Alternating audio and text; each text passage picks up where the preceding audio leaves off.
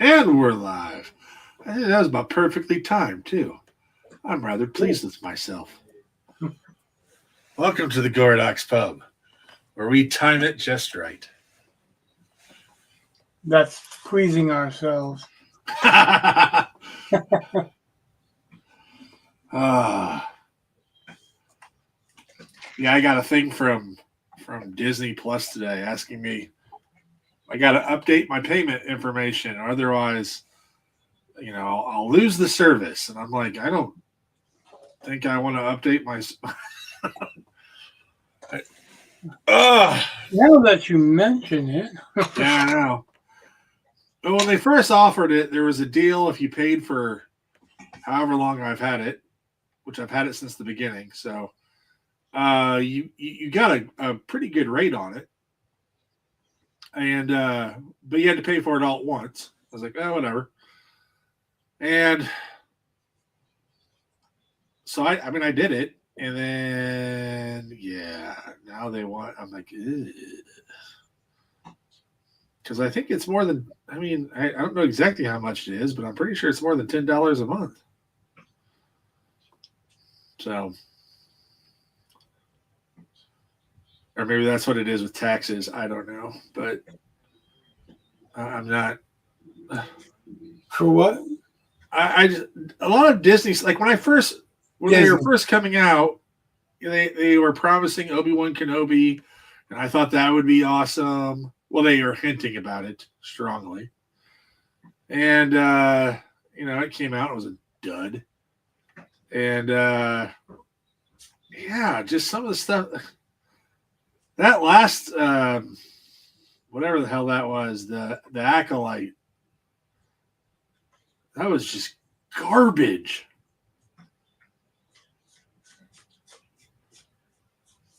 And I haven't even bothered with Agatha all along. I'm just like,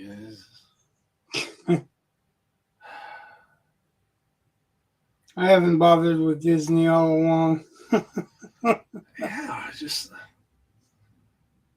Man, they used to have a great product. And then they just absolutely let message over the forum take over and just killed it.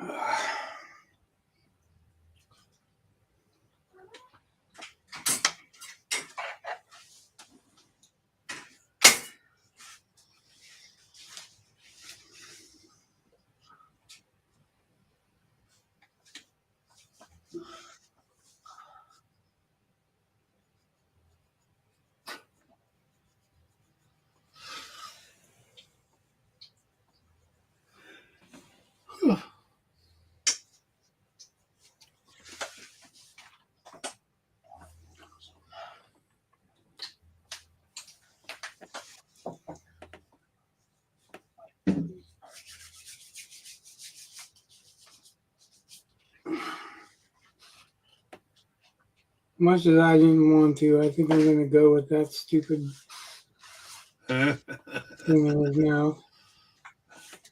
It's almost like Jack Kirby wanted to do robotic teeth or something. Yeah, something. He really likes a lot of straight line elements.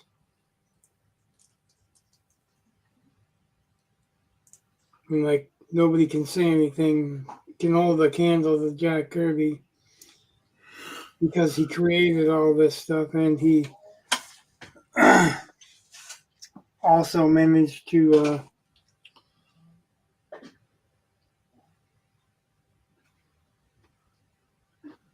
create a form where it really looks like they are in, like solidified in that world.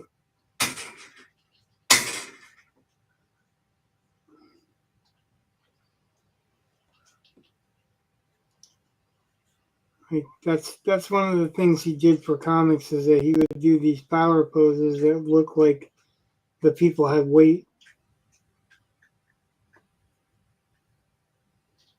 I'm actually not a huge fan of the art, like because uh, it's way more about the dynamism and moving the page and the weight and all that than the actual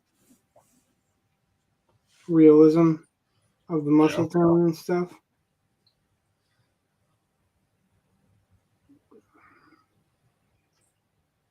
I think it's interesting. He went to World War II and he fought in World War II.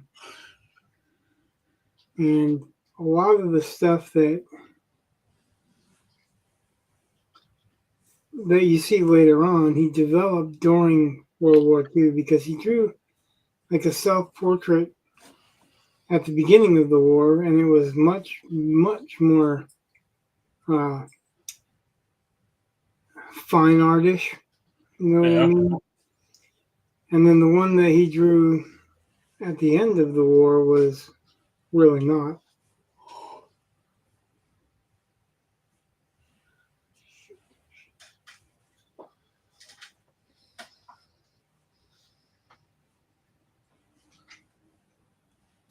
I find that interesting. A lot of people that went to war as soldiers or even as correspondents or whatever, they saw so much in the war that we could never really experience. And Jack Kirby actually, he almost got run over by a tank and all this other stuff like enemy tanks. He was in the thick of it, so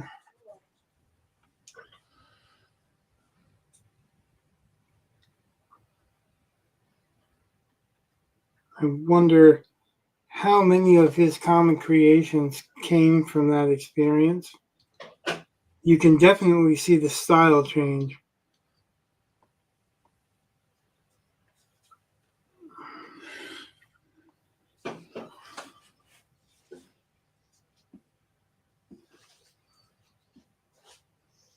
I have looked at, like I said, last time I was looking at old Jack Kirby images of Doctor Doom, and one thing I noticed is even though it was clearly a metal face, that his mouth and the set of his mouth was expressive, which is Not pretty physically much possible. right, pretty much impossible for a metal face. Yeah. Don't tell that to Ultron, though. But that's the whole point of comics being a storytelling art. So this this is just kind of a break and switching gears because I think maybe Saturday we're gonna start back on Mastiff. That's my idea anyway.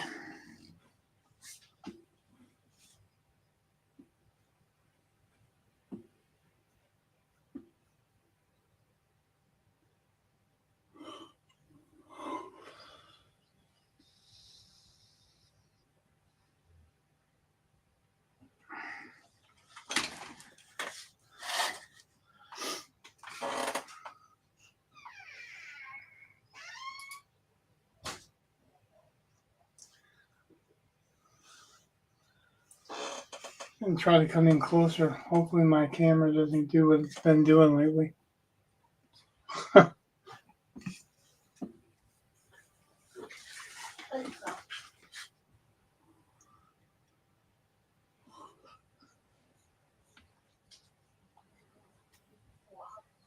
I was asked if we were going to go back to Mastiff or if we're still doing Mastiff. So, like, we haven't given up on it, but just I needed a break. I need to make a little bit of money.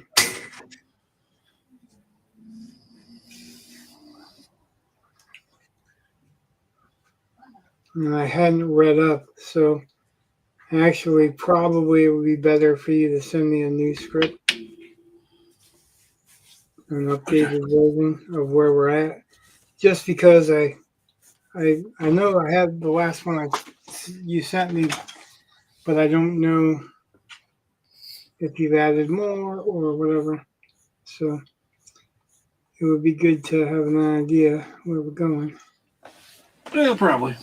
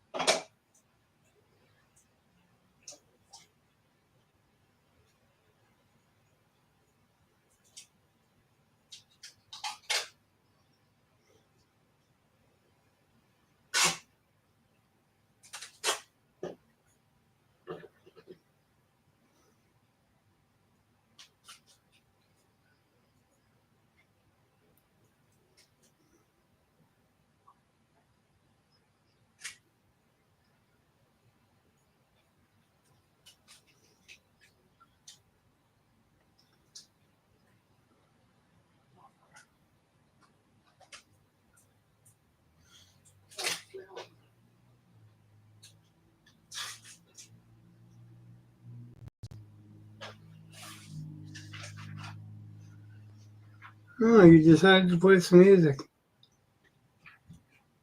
Oh. Okay, here. Let me decide to play some music. I completely forgot.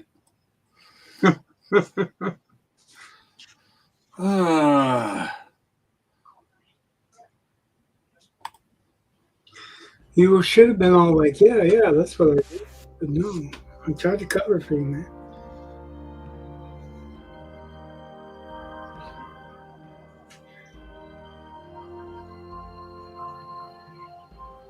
No, I'm trying to remember. I have a cardiology appointment at some point in time this month, and for the life of me, I cannot remember when it is. And I am trying to see if I have a message from him. Because,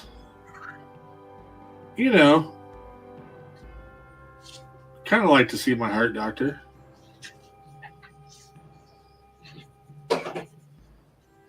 Every time I see mine, he tells me I'm going to die. Well, that's true for all of us.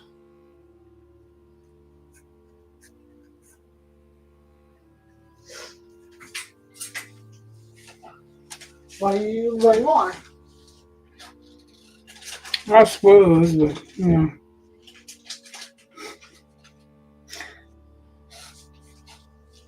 I don't think he's talking in the general.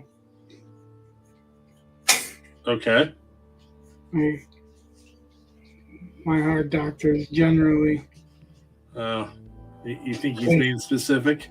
The very first time I've seen every single one of them, they were talking about operations that I have not needed because I proved them wrong.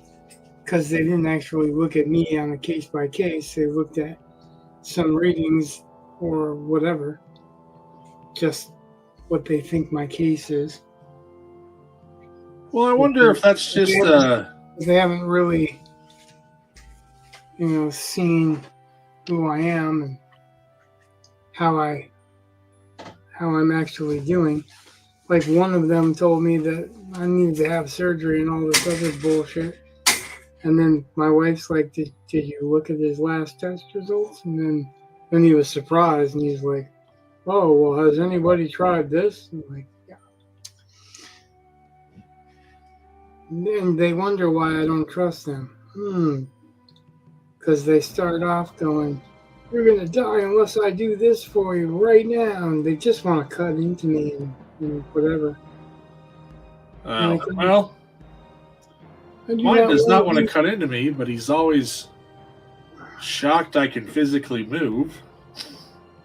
Well, like it's they tend to want to cut in and do like an 𝕯𝖔𝖈, and it's like I don't want to do that unless I have to, because if you get an 𝕯𝖈, you pretty much know that you're limited to maximum 10 years or something like that. Like I'll wait and do that when I have to. That way I know I've got at least 10 years left or whatever. Of course, that's all theory, right? Yeah. You never know how long you're going to have left.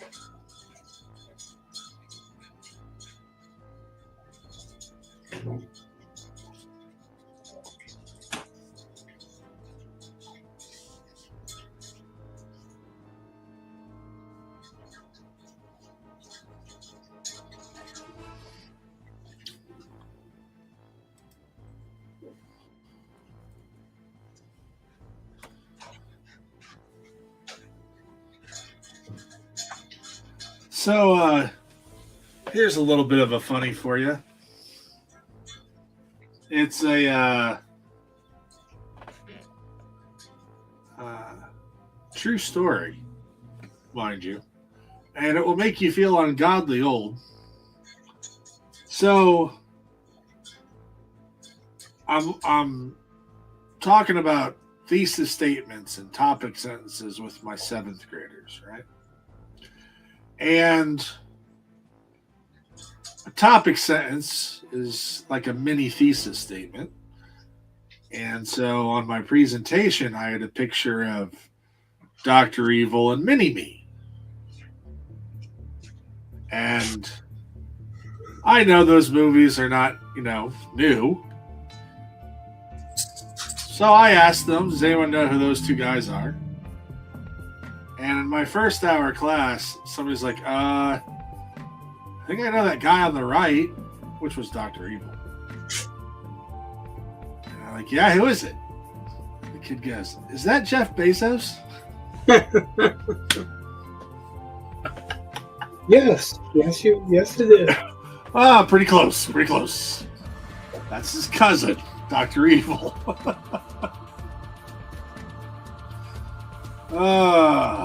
Right. He has much less money, but he doesn't mind.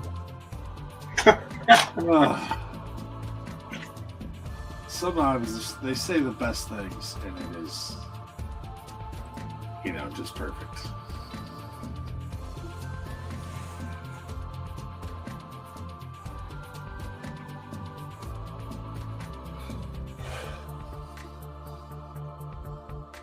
Yeah, when you left, didn't have the chin done, didn't have this part done. I don't think I had much of it done.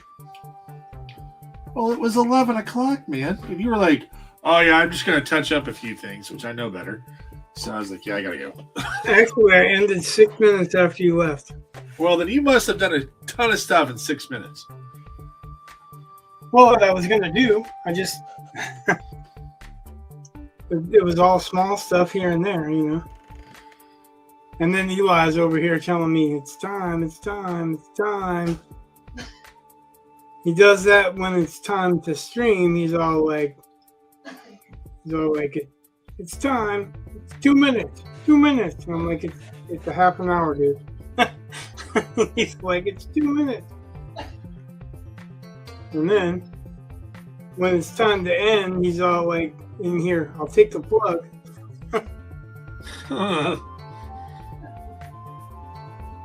He's offering to help me, but it's like, you're rushing me. Like, give me a minute. I'll finish it. He's probably of that mentality too. Yeah, right. A minute means I'll be in bed before you're done. Okay.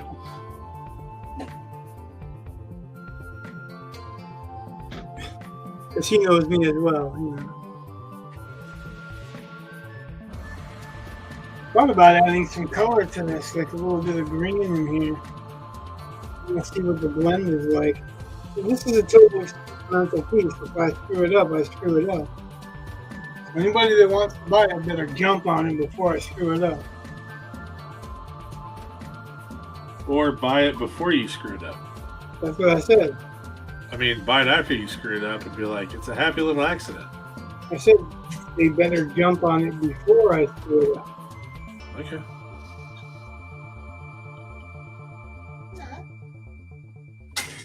I don't think it's going to be all that screwed up. I'm just interested to see what the blend will be like when there's some color. You know what I mean? Oh, yeah. We've seen it without the color, because I blended black and gray. And like the black is very, very black.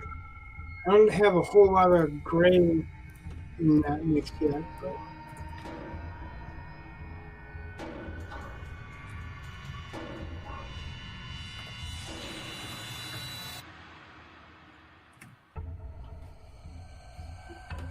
I didn't blend any of the white yet either. I was thinking about that as well.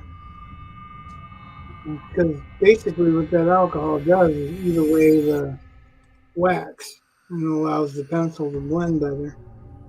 Okay. Because the wax is what stops it from blending when you see the texture of the paper.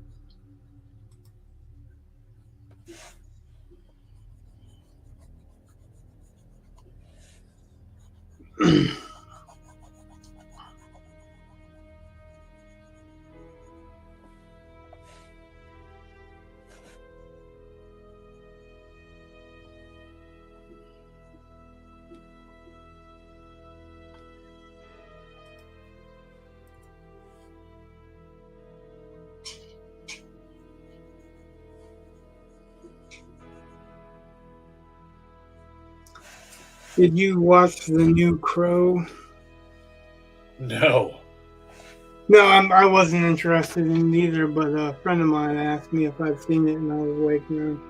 I saw enough of it between the trailers and other people's reviews of it to know that I'm just not interested in seeing it. That's all. Like, they did a little race swapping. I guess I don't really care about that when it comes down to it, because I think what they did though is that the original Shelley, the original actress for Shelley, was a Canadian singer, and the actress that they switched her out to is also a performer. I don't know if she's like a singer or like rap or anything like that, but she's also another performer. And I would have never known that the original Shelley was a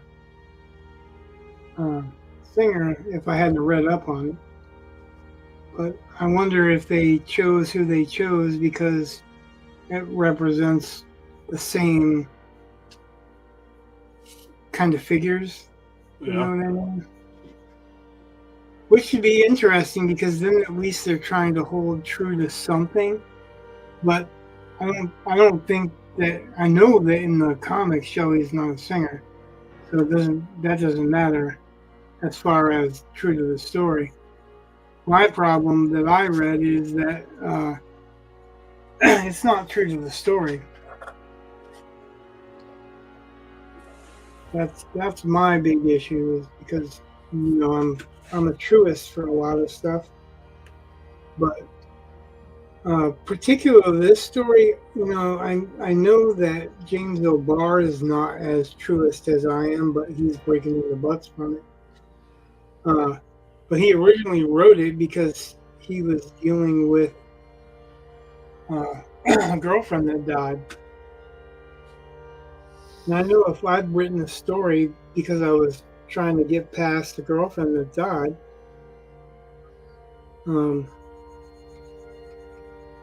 I probably would want them to stay truer to the story because it was in dedication to her, right? As far as I go. But they remove a lot of the emotional content in what they do in the new one, and it's way more about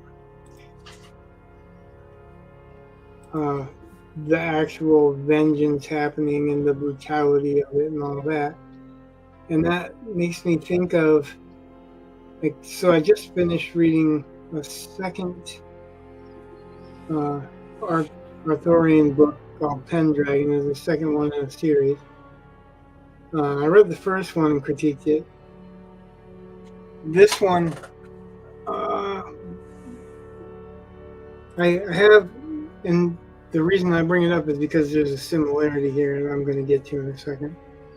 Okay. Honestly, there's something here. So the guy made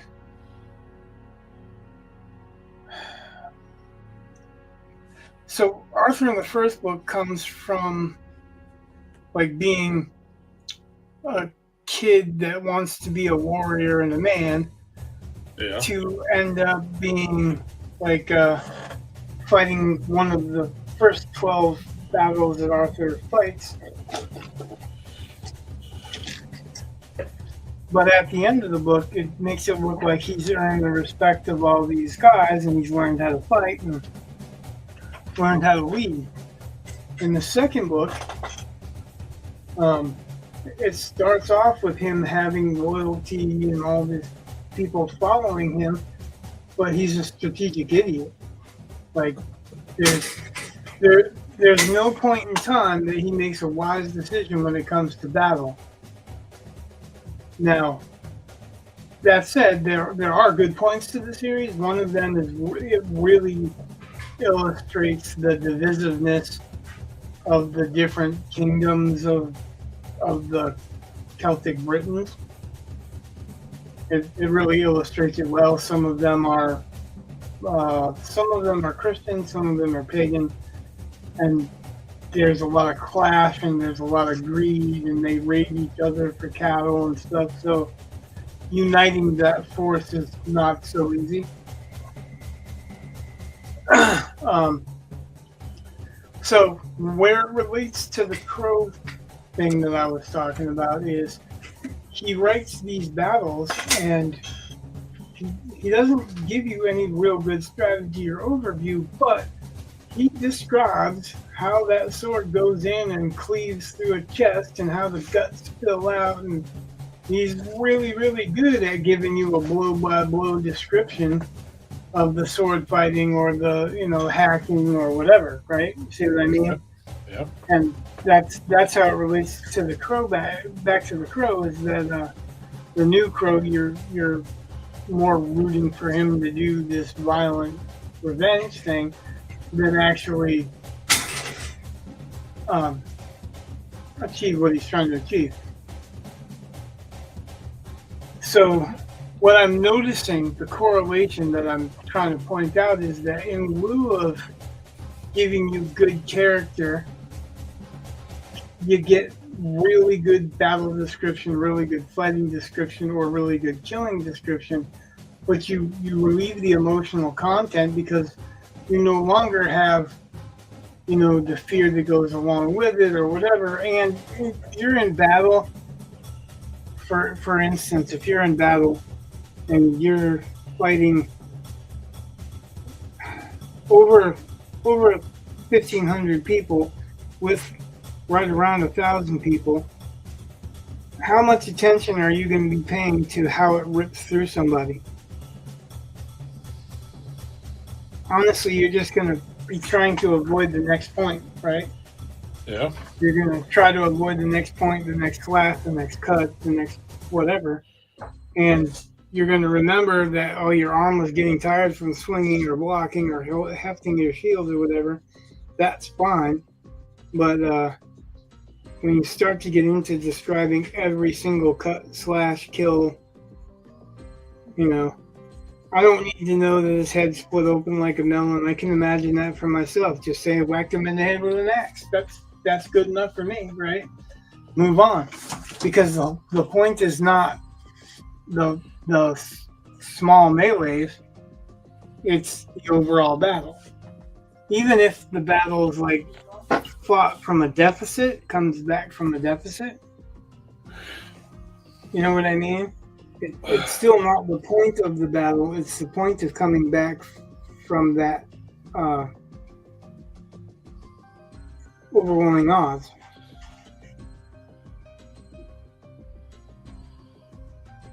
Okay. I don't think people are going to get that when they're looking too closely. And granted, you're following one single person's point of view most of the time. I mean, in third person, you can jump around a little bit, right? But right. You still don't want to blow by blow. That's not valuable to the story because after a while, I've read in that book about 10 times an arrow going through somebody so that it buried itself up to the feathers. Right? Okay, I get the fucking idea. Like, I don't need to know just because it buried itself. It's not important to the story. It's not important to the progression of the story. It's not like an amazing thing that happened and he's, I finally gained strength on this bow and I could do this now or something. It's just it happened again and it happened again. There's no reason for it after a while. It almost feels like it's taking up pages. And the same thing, like if The Crow in the new movie is mostly just filled with revenge, you miss all those little memories that come with each revelation, right? Okay. In the Crow, he doesn't just kill people. When he's killing people, it comes with a memory. It comes with a specific connection to that person that he's killing and why. At least that's how I saw it, how I perceived it. And I might be wrong because I am sometimes, but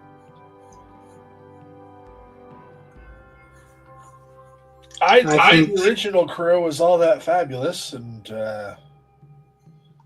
I thought it was great. I mean, it was a lot better than the sequels. Well, yeah, because the sequel, they're actually in the comic book. They didn't do the direct sequel that's in the comic book. That might have been more interesting. But James L. Barr didn't write the direct sequel. Somebody else did. The direct sequel, The Crow 2, is about a woman, Native American, that's like member of the EPA that gets murdered because she finds something. Yeah. My main problem with that is that, I don't know if you've noticed this, but almost every Native American based story that is somewhat modern has to do with somebody doing something to water or oil or you know what I mean? It's like Yeah. always someone finds out something like that and then they're murdered. See, So and that is why it becomes cliche. I cherish Ghostbusters. Because who was the villain in Ghostbusters? It wasn't Zool. It was the EPA. best part of that movie. So. Yeah, I don't know. That guy plays a good asshole. Yeah, it's just funny though. It's like, if we shut this down, it's going to be terrible. Shut it down. He was like, yeah, that's government. He was the main asshole in like everything he's in. Real genius. Yeah. Oh. I thought you were going to tell me a different kind of Native American based story. No, but your camera just cut out.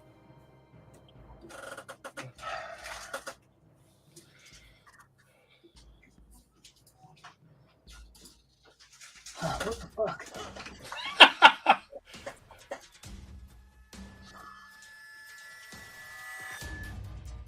don't know why I keep doing that. I don't know. You notice what it did is it did it when I came out of muting myself. Weird. That's what I thought. Let's see if this works. There you go. I had to reselect that camera. I don't know what's up with that. Well, I've noticed that I've been having to, because I don't use my laptop camera. It's underneath the glass. It looks terrible. But yeah, I don't use it either. I use a Logitech. Yeah.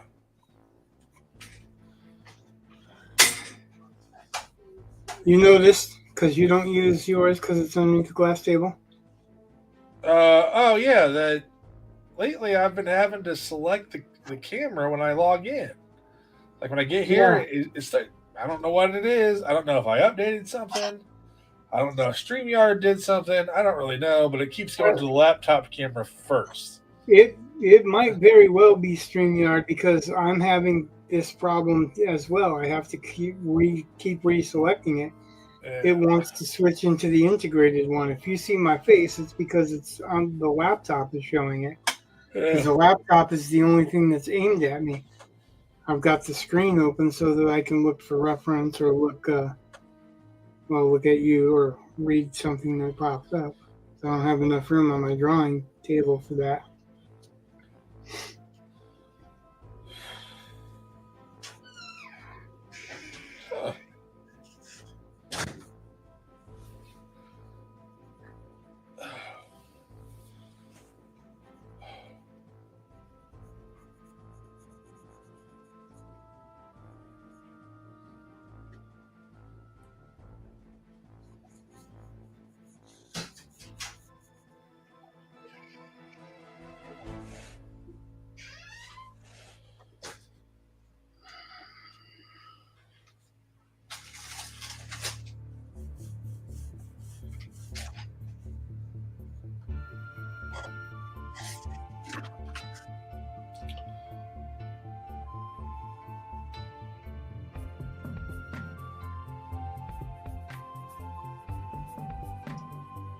Have you watched Teapot yet?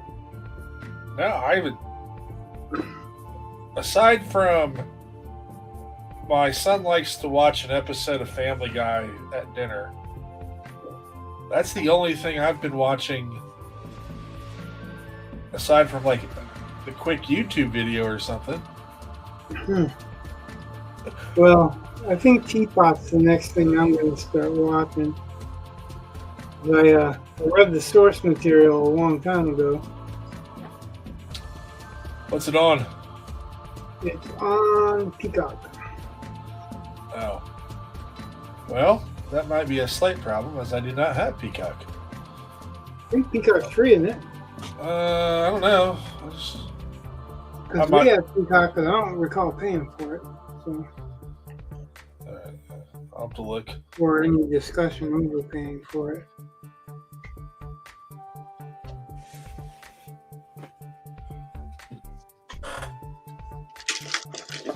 Ugh.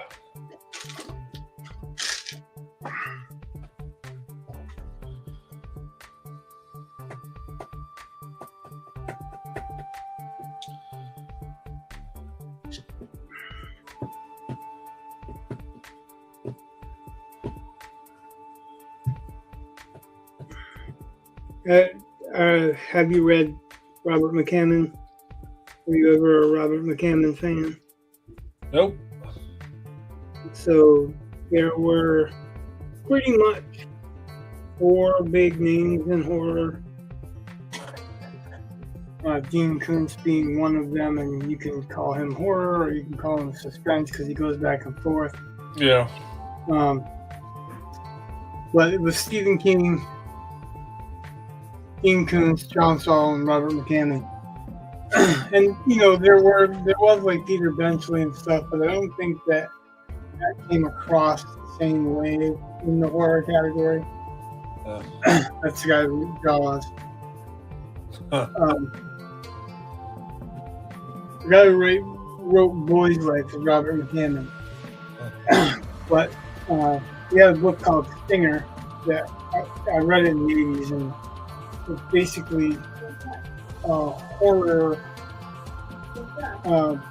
sci-fi horror, kind of. Yeah. I think you'd find it. I don't know like what they're gonna do exactly with it. I watched the trailer and it's pretty interesting, but I think that they're setting it up so that it looks like kind of what Signs should have been. Okay. Oh. Well, I'm gonna try to mute. Let's see if we lose the camera again. Okay.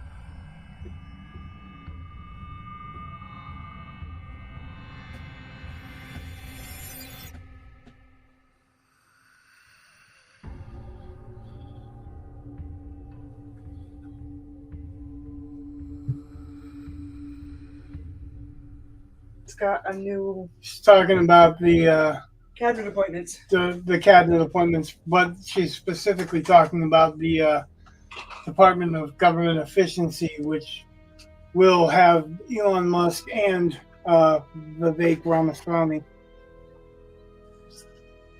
See,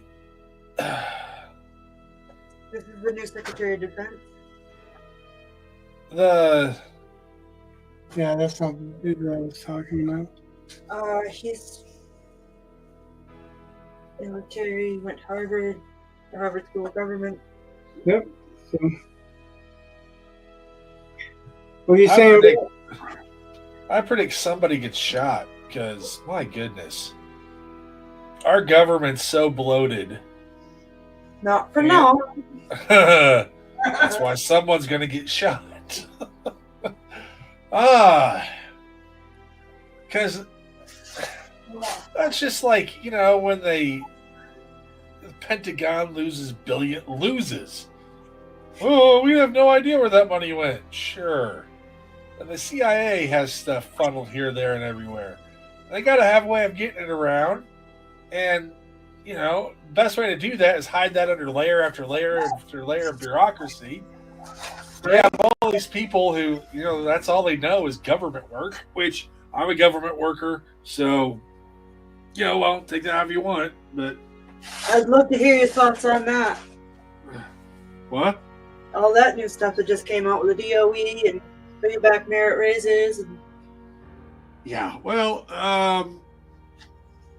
not I here. don't think the DOE ever should have existed. So Me either. I think, yeah, yep. the states handled it just fine before, and I don't think they've done any better with the DOE. Exactly. And Trying to meet some Washington rubrics Actually, isn't helping my technically, kid. yeah, the education stats have dropped. Yeah. yeah, well, there's all kinds of reasons for that, and a lot of it has I to do didn't with say that. there wasn't, but that department is not doing anything about it. That's what I'm saying. It's not doing what it's made for, because in 1979 it was made to basically include all races in and escalate their learning. I gotta listen to it again. And we're now number 33 of 44 countries instead of number 1. So, yeah. All right. There's a lot of stuff that's been going on, and I can tell you right now, I can't imagine going to any other country and watching people just go to school and do nothing. And I literally mean nothing. What? And there's nothing. Call home. Yeah, that's just how they are. Oh, okay. Thanks. Sorry. So, but then you have, it's your job to motivate them. It's like, look, if they're doing nothing, if I could get that person to do whatever I wanted to, I'd not be working here, because I'd be making a hell of a lot more money getting people to pay me.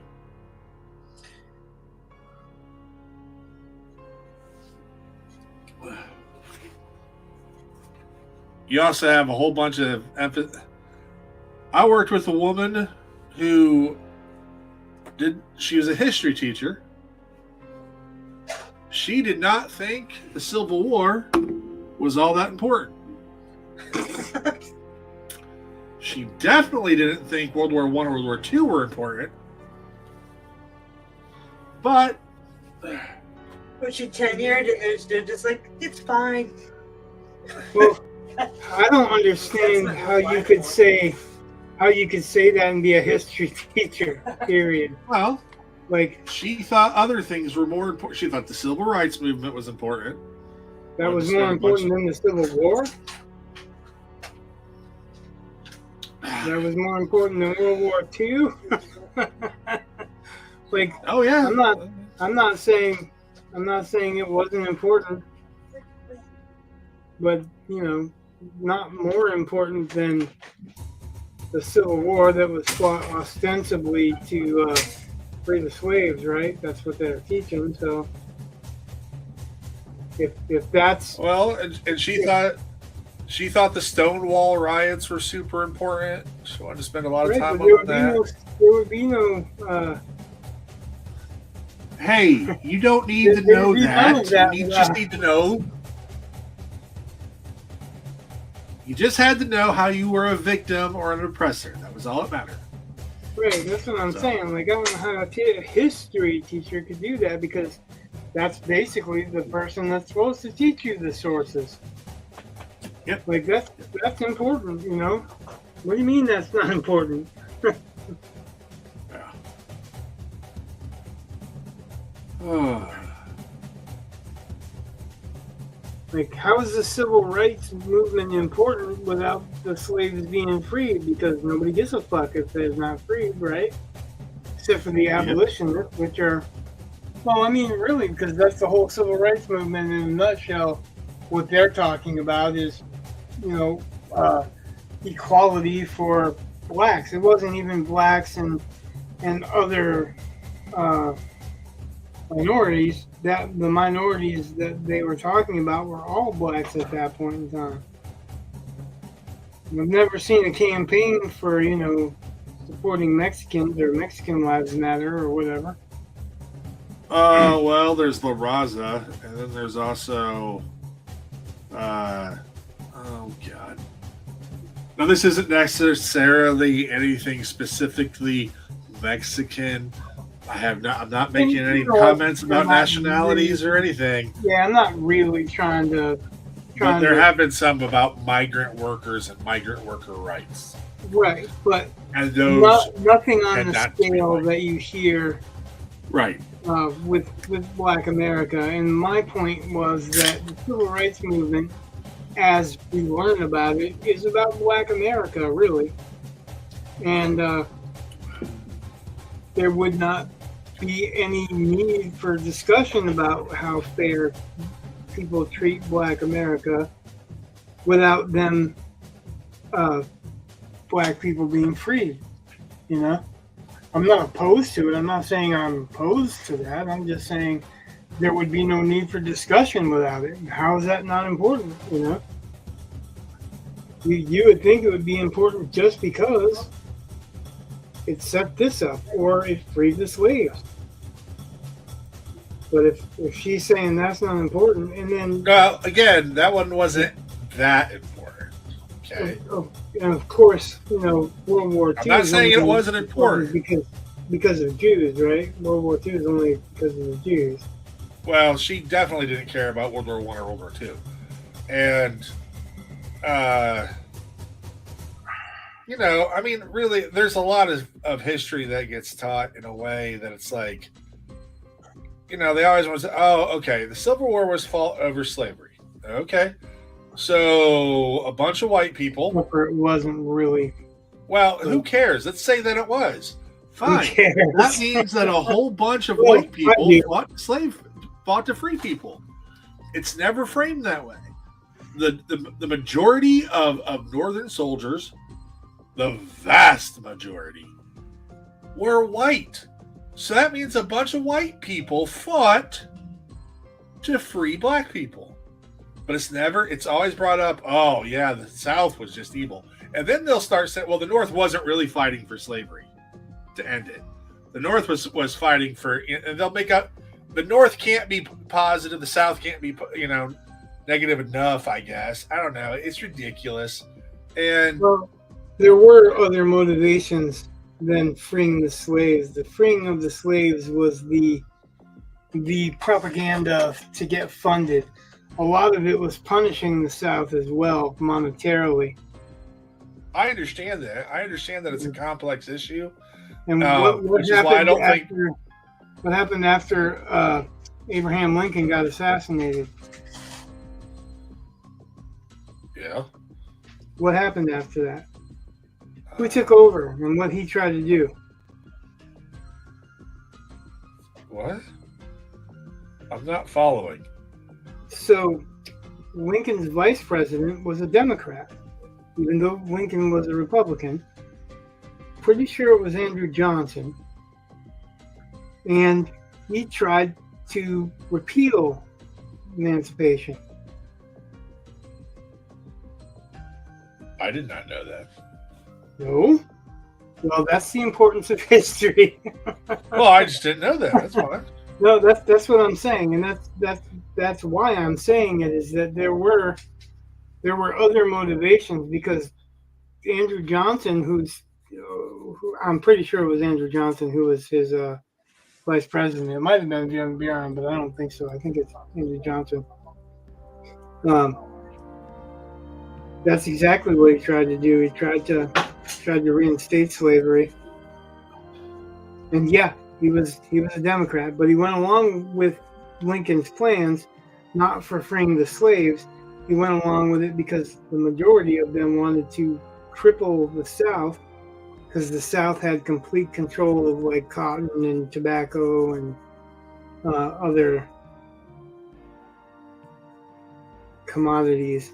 And that was the whole thing with slavery, is that if they free the slaves, they change their labor, so they change the availability of them being able to have cheap labor. So I mean, there are things, but they're just as important to learn. I'm Well, not I saying knew there that were. it was wrong. Lincoln caused atrocities to happen to regular Americans during that war. Did you know that? Yes, I knew that. Do you know what happened with when they call the Battle of Lone Jack? like a year after the Battle of Lone Jack, they called what was left the Forest of Chimneys, because Lincoln, when the Federals didn't get the information out of the locals on where to find their children that were fighting at war, they burnt them out of their houses, killed their livestock, and burnt their crops, and then drove them south in the winter. And they sent a runner ahead of them saying that they were Northern sympathizers. That's pleasant. Yeah, that was a fucking bullshit bastard move, and that is something that Lincoln signed. That was an executive order that Lincoln approved. So, I mean, there's a lot that people gloss over. So that's why I said, it's important to learn the reasons behind it, because if you don't know the actual facts, you're just assuming that all the North was good guys and the South was bad guys, and that's not always the case. I mean, definitely I don't agree with slavery, but not all Southerners were about slavery. There were a lot of extenuating circumstances and factors in that war that don't get mentioned because they're overshadowed by slavery. Well, yeah, that's because a lot of people don't want, especially the people who like to push the idea that the South was fighting for slavery and the North was fighting for something else. It's always Right. something else. Because they can't admit that a bunch of white people fought to free slaves, which they did. And, yeah, I mean, These are the same people that don't want to admit that one of the first slave owner in the United States was a black man. Yeah, I know. But then they don't seem to understand that it absolutely is about state rights, because you're no longer part of a union after the Civil War, not by choice. You are a part of a union by force. We're not allowed to secede. That's just it. End of story. And it changes the dynamic of everything. It changes the language. We went from the United States are to the United States is. And I think a lot of people don't understand because they've never known anything different, I guess. And I'm not saying that I think states should secede, and I'm glad that they held the Union together. Like, I'm happy with the way things eventually turned out, I guess. But at the same time, it kind of seems to me like in a real, I guess they could legally do it. You could put alterations to the Constitution to allow it easier. So it could happen, I guess, but it seems a lot more like it was a federal government asserting itself, whereas before it had been a collection of allies. It's now subsidiaries. So most of the stuff. So that actually comes down to what's called the Supremacy Clause. Yeah. And that is federal superseding the state, but that's really touchy because some of that stuff is not true. It's like not true in certain instances, which is really weird.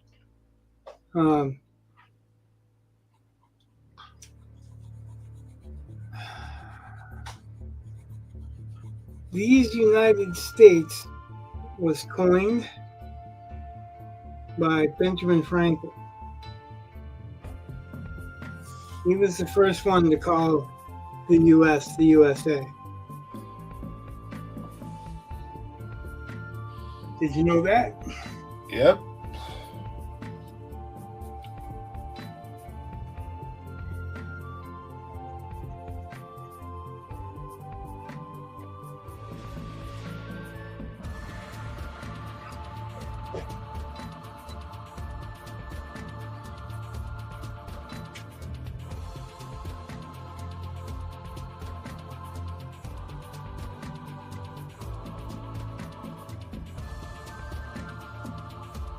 Yeah, I like history. I really, really, really like history. So.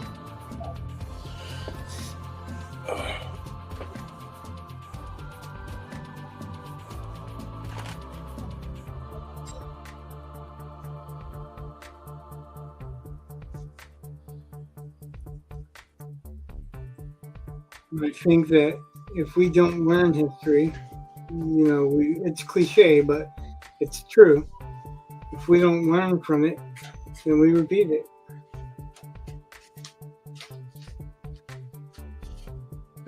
That's why, and a lot of people don't understand, not you, but a lot of other people don't understand why we fight so hard against communism.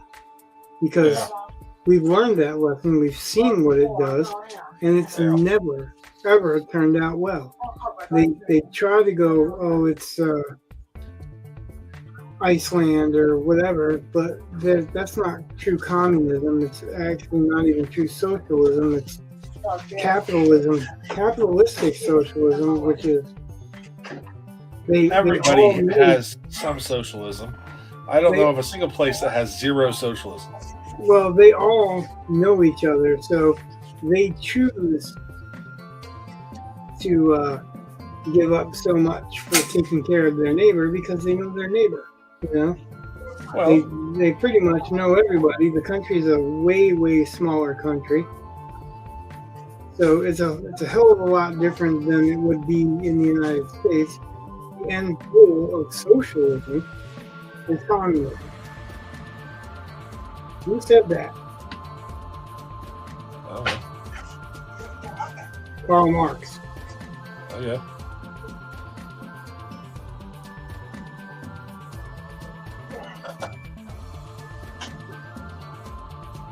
So yeah, when you try to go full scale socialism, and you're trying to cancel capitalism, you're going to fail. Because that's the reason that we've been able to be a superpower, is because we're capitalistic in our approach. Generally speaking, I will be happy.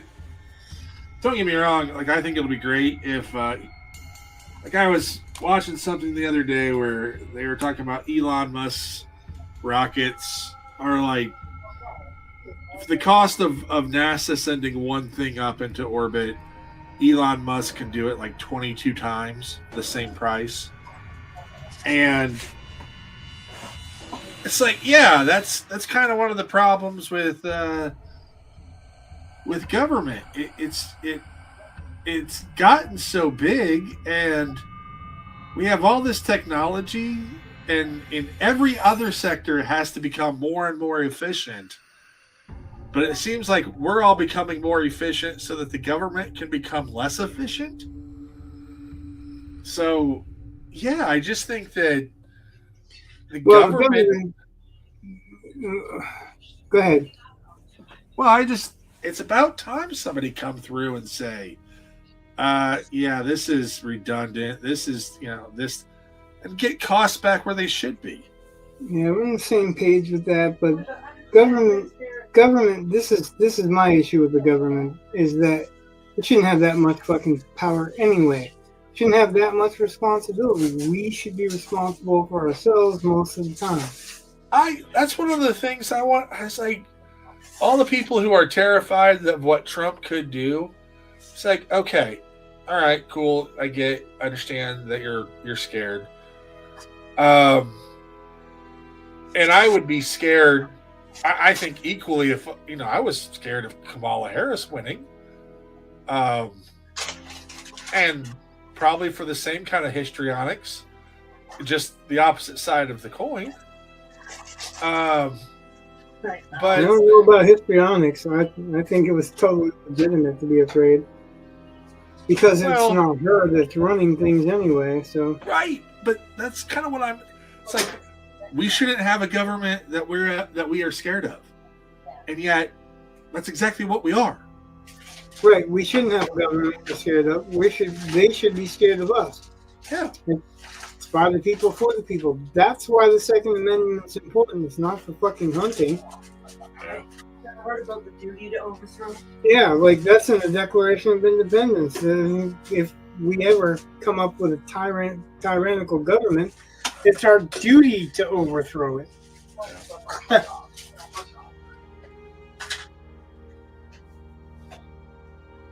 Well, that's just I got it marked down. so. I'm not going to name any names because that would be rude. But there was a guy I was talking with on Facebook. Well, I don't think I was talking with. I think I talked to, but whatever.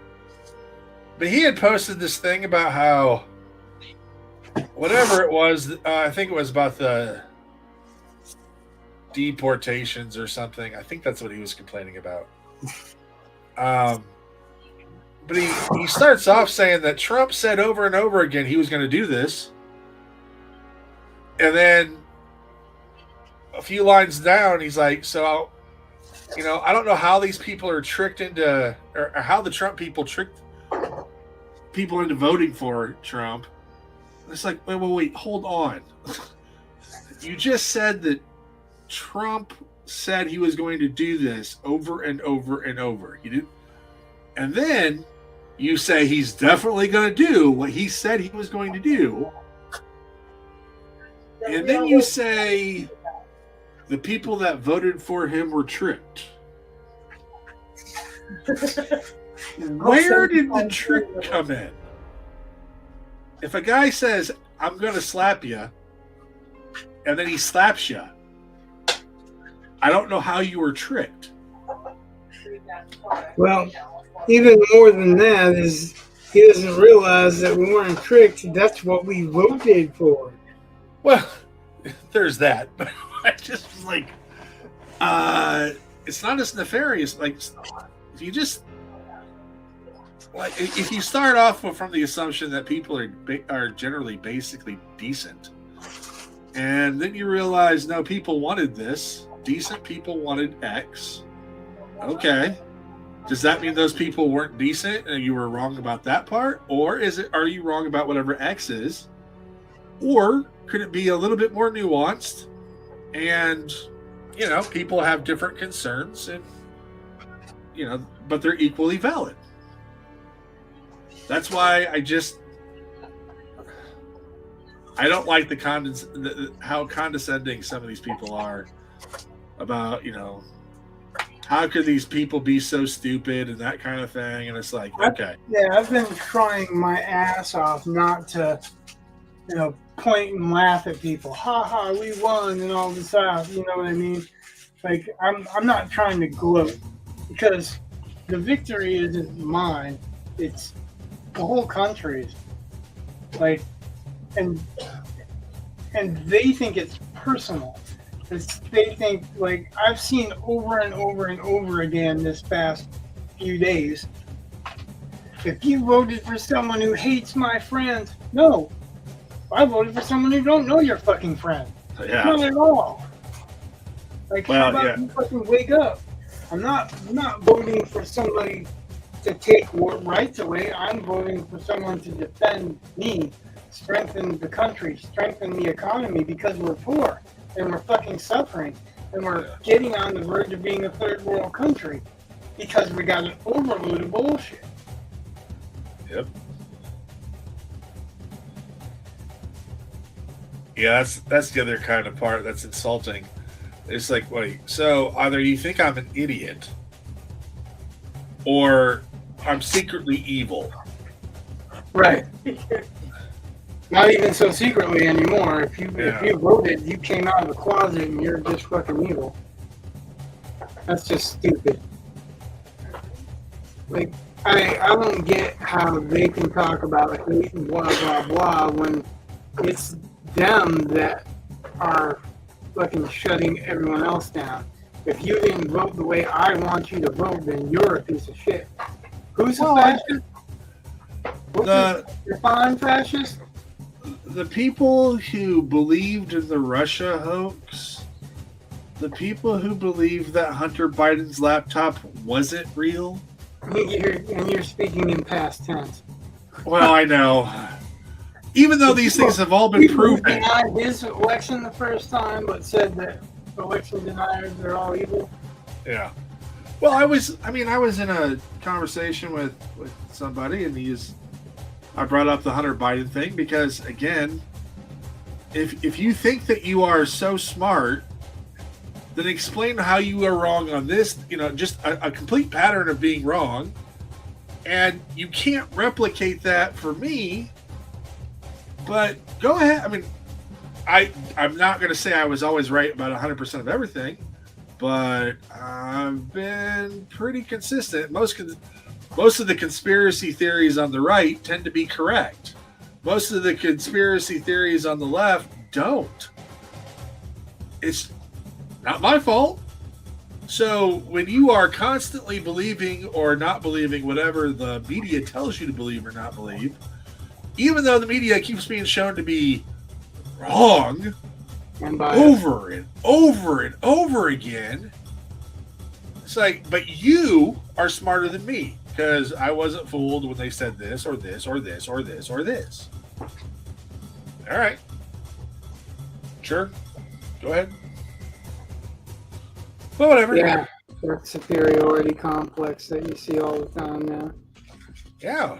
And here's the thing. I tend to think, well, like I have a 3-day waiting period normally about any kind of sensational news. I don't care what it is.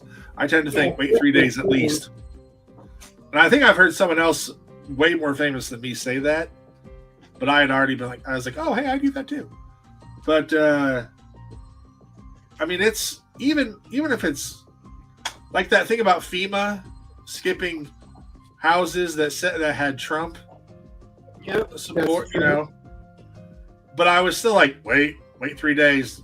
You got to wait 3 days because it sounded so much like just bias baiting that I thought this is going to come out to be some kind of hoax, and it's going to make everyone who believed in it look stupid. So just, it normally takes about 3 days for it to happen. So I just kind of bit my tongue. When I see something like that, I look for people that are grassroots. Yeah. Because those people that live in the area, or that particular report came from an insider in FEMA. Right. They were told not to do that. So generally, I lean towards believing that. I mean, I always have a little shadow of a doubt because anyone that knows me knows that I like to be the one to say, well, what if the cops are wrong or whatever. I always have that. It's always possible, but this election, the craziest shit has been happening, and whether you wait or not, it comes out to be true. So it's like, I think that's kind of, I don't know. Like, whenever there's a shooting, I'm right on the same page as you. I'm like, I don't want to hear anybody tell me anything about that shooting and the motivations of the shooter or any of that shit until they confirm. Because almost every time they start off with he's a right-wing nut job, and it's generally not. Like, right. So when you start hearing them screw up that much, then that puts a doubt in my mind. But this season, all the shit that's gone on, this, like, especially with FEMA, and that shit disgusts me. FEMA and the Red Cross. The Red Cross pulling out shelters and kicking people out onto the street, the mud piles or whatever, and then calling Child Protective Services on them because they can't take care of their kids. You just kicked them out of fucking shelter. No wonder why they don't have fucking food and they don't have a roof over their heads. You just kicked them out of it. You know what I mean? That just disgusts me. That's a piece of shit move.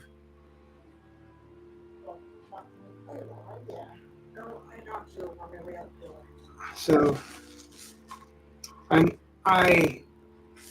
it's much easier right now for me to buy that they're anti-Trumping everything than they're not. Because they have been, and they have been doing it, obviously.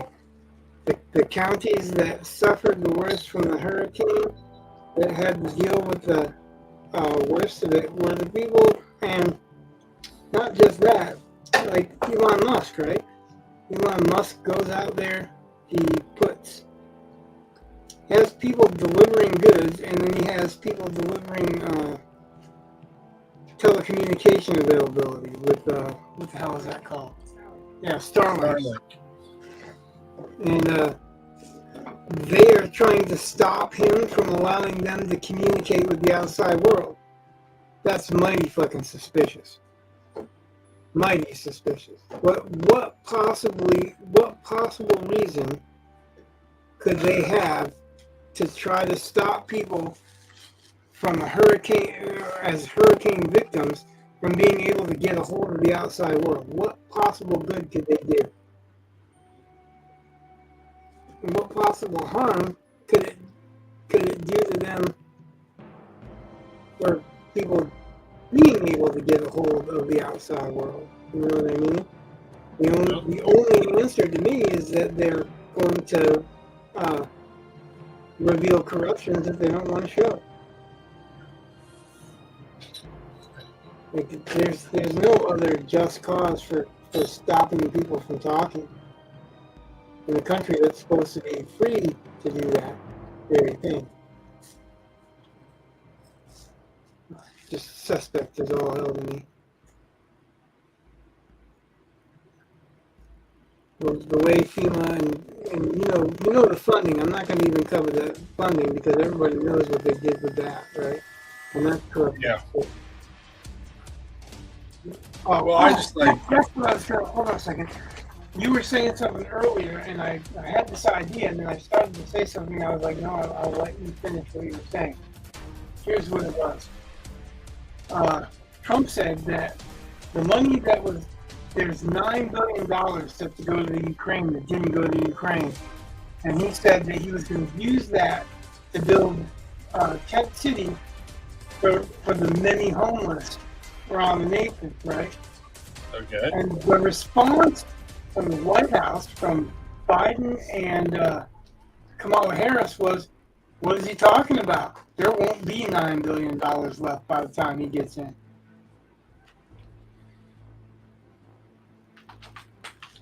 Well, already Zelensky and Putin are talking peace. Why do they need $9 billion more for war?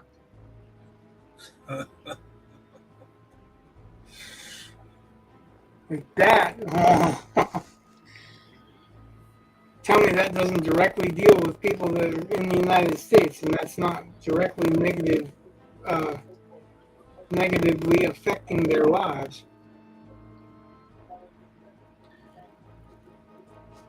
It just disgusts me.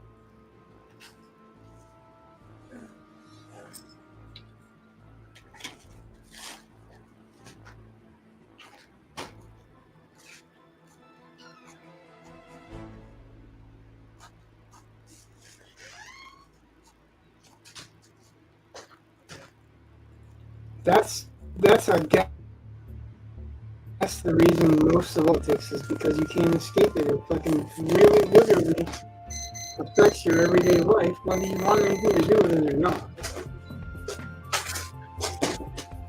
You can't just go, no, I don't want to deal with it, because you're going to deal with it. You're just not going to have a say in it, or not going to know what's coming.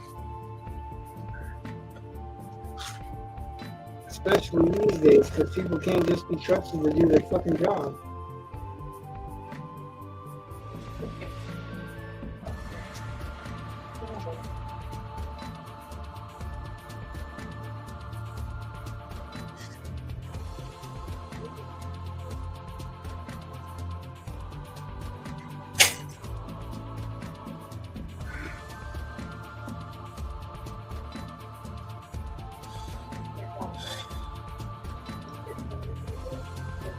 Ah.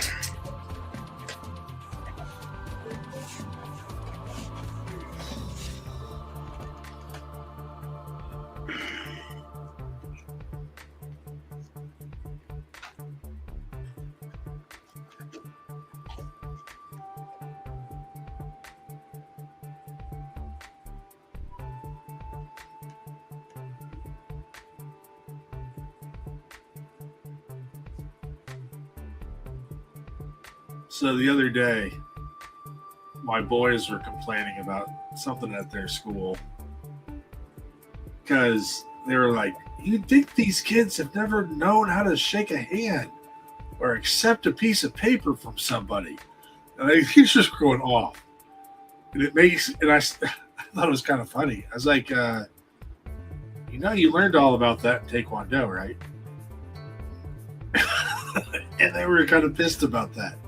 I was like, yeah. So you should thank Master Howard because that was one of his things. Like, he made sure you understood how to, you shake with your right, so you accept with your left, and it's not that complicated, but he made kids practice it, and gee golly, it was kind of funny. I've seen other ones of his students at other award ceremonies come up and do it the right way because they've been trained, and it just looks kind of nice, like they know what they're doing, and there's no fumbling, there's no okay, or when they accept it with their right hand, then they don't know, should I shake with my that kind of thing. So it's just kind of funny though to hear my boys get all crotchety about it. You know where shaking with your right hand comes from? I don't know, because that's the natural thing to do. Yeah, especially when your left hand's full of shit. Okay, or because before toilet paper, you wiped with your left hand. You shook hands with your right hand because you wiped with your left hand. Haha, joke's on you.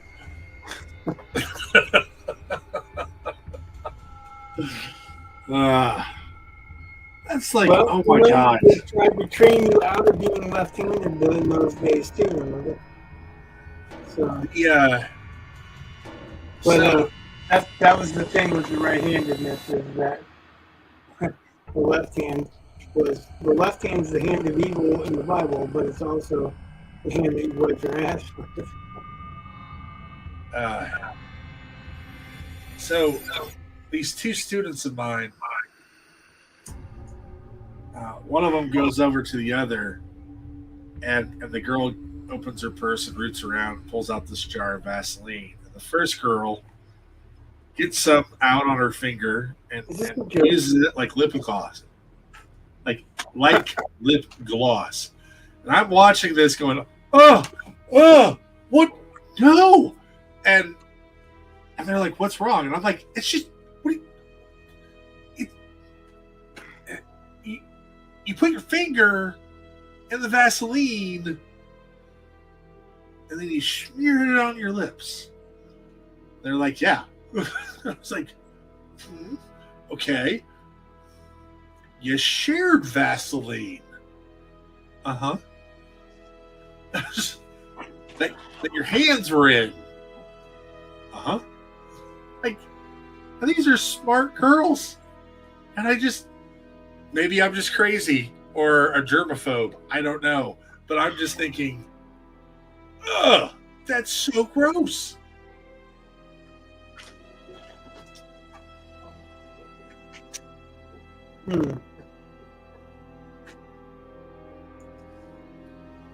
So, what's even worse though, one of the girls was like, what else were we supposed to use the Vaseline for? And I'm like, I don't know, but not that. And definitely not that you put your fingers in and then put on your lips, because it's like your hands are the dirtiest, like some of the dirtiest parts of your body are your hands, because they touch everything. Ugh. And it's one thing if it's your own hand, because you're going to, I touch my lips, whatever. I don't care. It's my lips, my fingers. Don't care. But I wouldn't necessarily share it with just some rando. Ugh.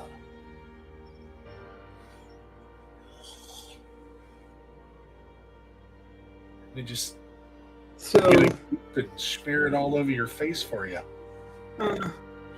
Vaseline, petroleum jelly, Yeah. and a lot of ointments are so thick that, and the reason that a lot of people put them on tattoos is because they're so thick that they capture bacteria.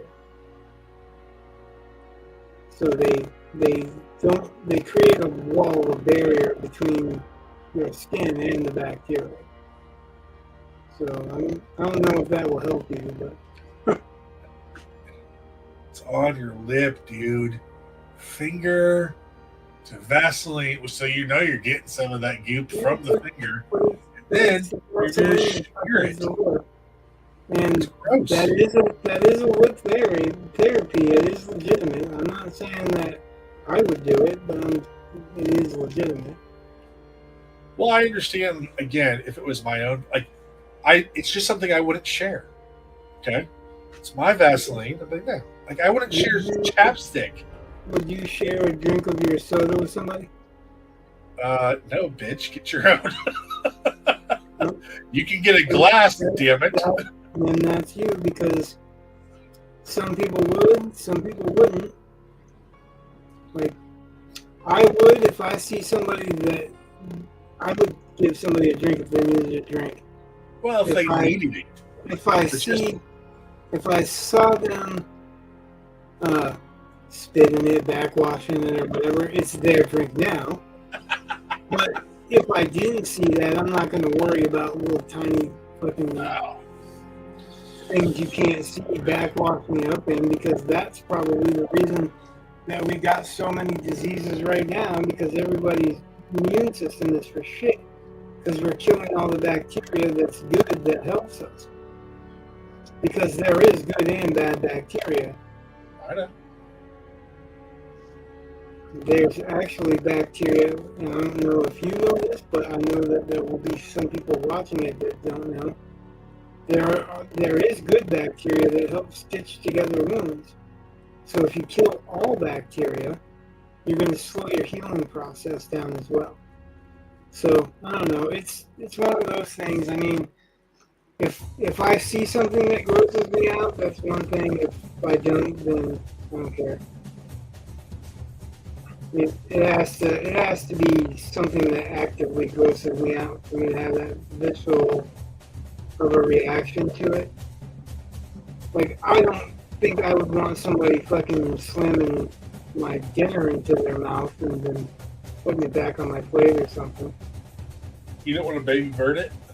But, well, no, I'm like talking about like somebody grabbed my fork and took a bite or something and then put my fork back.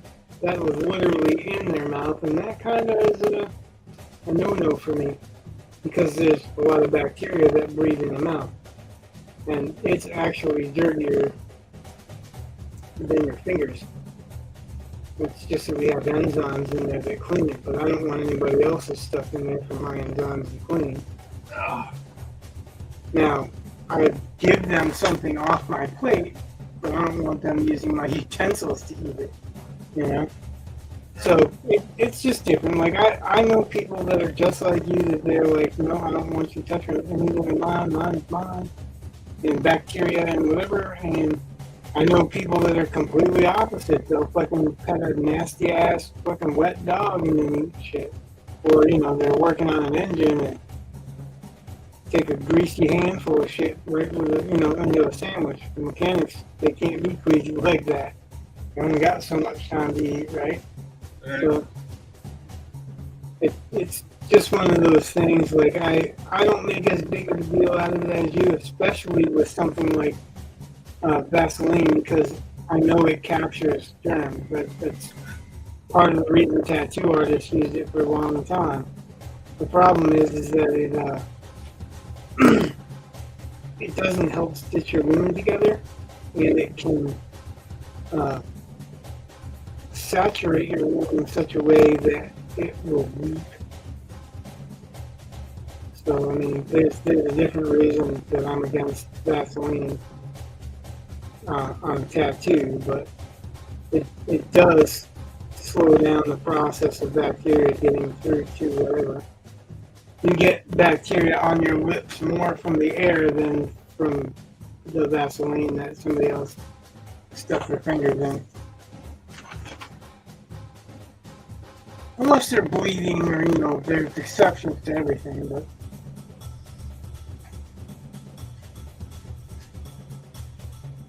Also, that was not medical advice. it wasn't advice at all. I'm just I didn't covering. recommend anything. Like, Yeah. We are not recommending any treatments or anything. I'll recommend treatments to heal tattoos because I'm a professional and I know what the fuck I'm doing. Okay, you do that. That is part of my speciality. So that's one thing to recommend. It's a whole different thing to recommend a medical procedure or whatever. I'm just saying, I'm not recommending, I'm just saying I wouldn't worry about it for me because of the things that I know from my profession.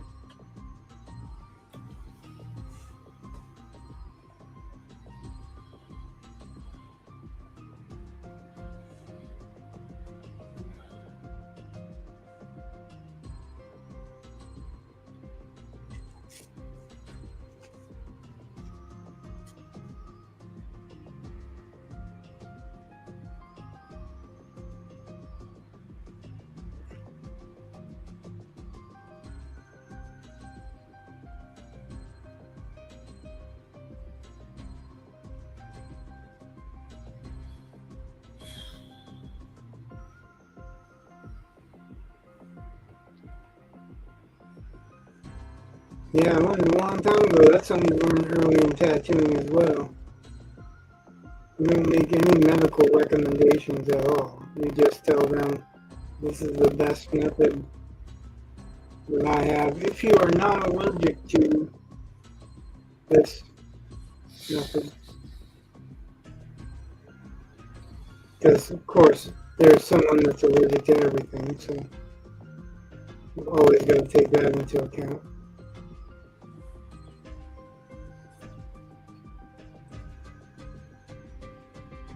Yeah, legally you can't recommend any health things because if they try it and some reason it fails,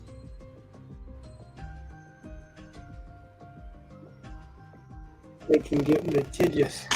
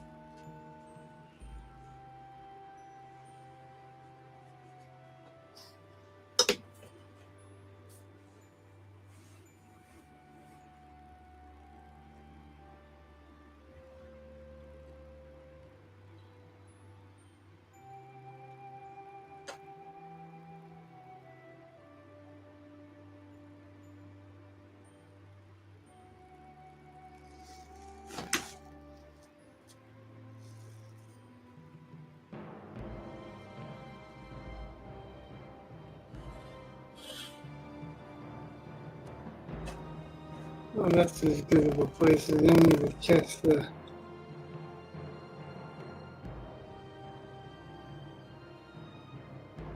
alcohol theory. Okay. On the weight, What are you gonna do? What are you gonna do? use the alcohol to see if the weight blends as smooth or as bright as the black went dark, right? Yeah. I'm experimenting little by little, so yeah. This will be a valuable proof if I ever die rich and famous. I'll die rich, maybe not wealthy.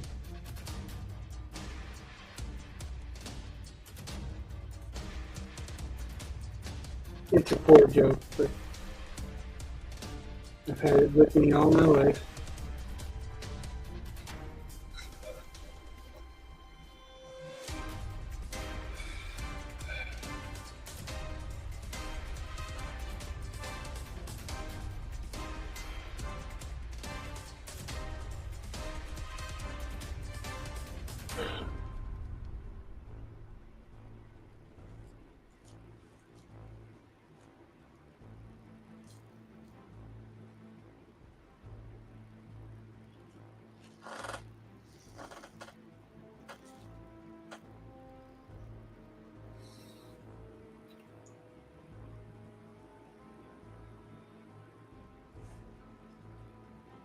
Yeah, I'm kind of excited to watch, see if Teapot's any good.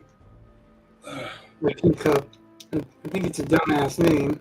I think I know why they did it, but I think it's one of those things like John Carter. People are not going to get it unless they watch it, and it's not going to sound like a horror movie because it's Teacup. Well, the same movie, but it's not. It's a miniseries, I think.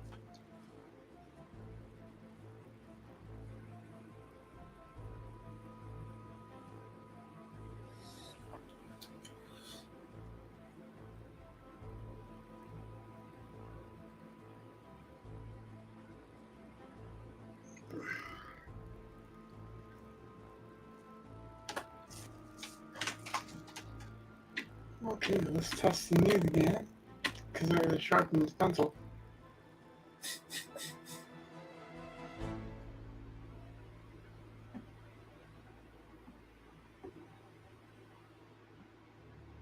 You're still on mute, by the way. Okay.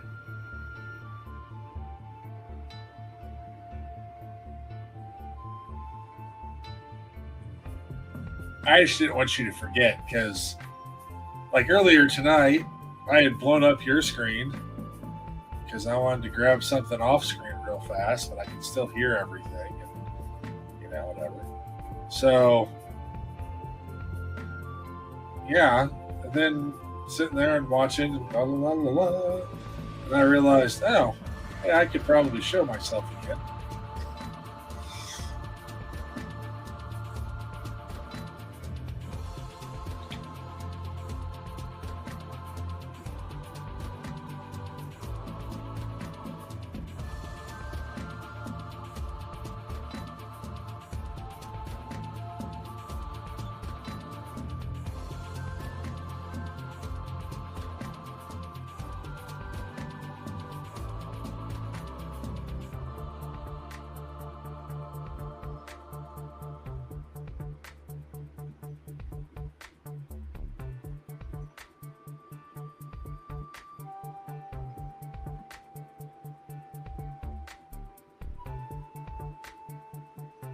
Time to clean some ears. Huh? Wait, I can do better. Earwax. You're doomed. There you go. You're welcome.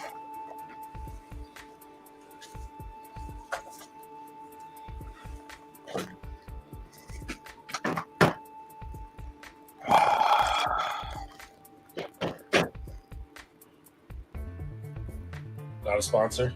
Can't even see what it says, can you? Clear and sparkling. Yeah, That's what it says. Concord grape. Because I'm trying to find these sugar-free things. Yeah, I guess they can't call anything with alcohol in it sparkling. Okay. Not that this has alcohol in it. It's an interesting side note. I don't drink alcohol, nor is it pity. I can't. Blood thinner. That's why it's more than pity.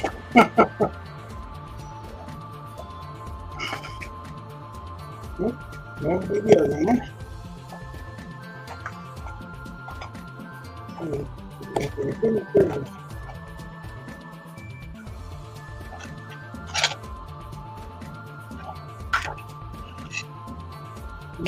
Dried up. Smell that.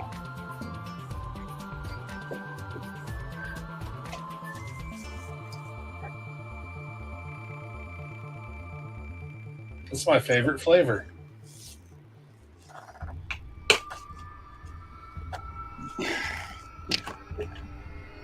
That's a joke for everyone at home.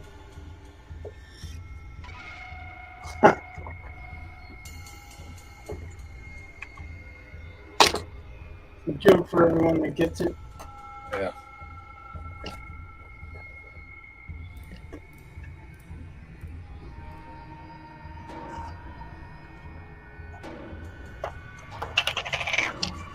Oh, that slipped off the desk.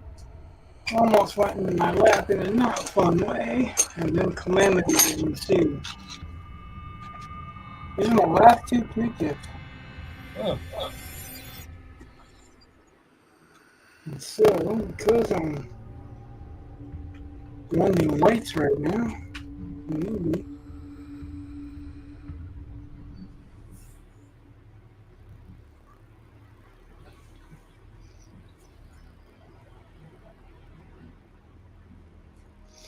I've actually got to blend something together to actually. That's why I was thinking about putting some green in the robe.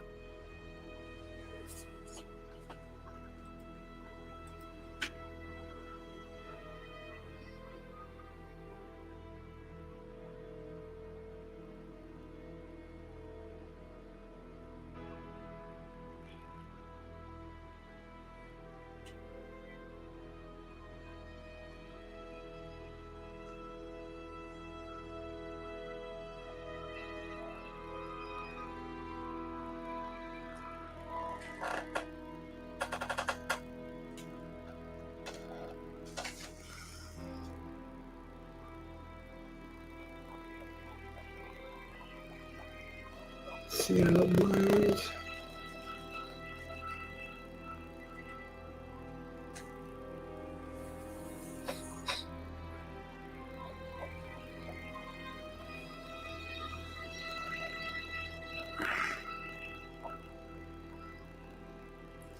It's not good for anything purely white anymore. Oh, good.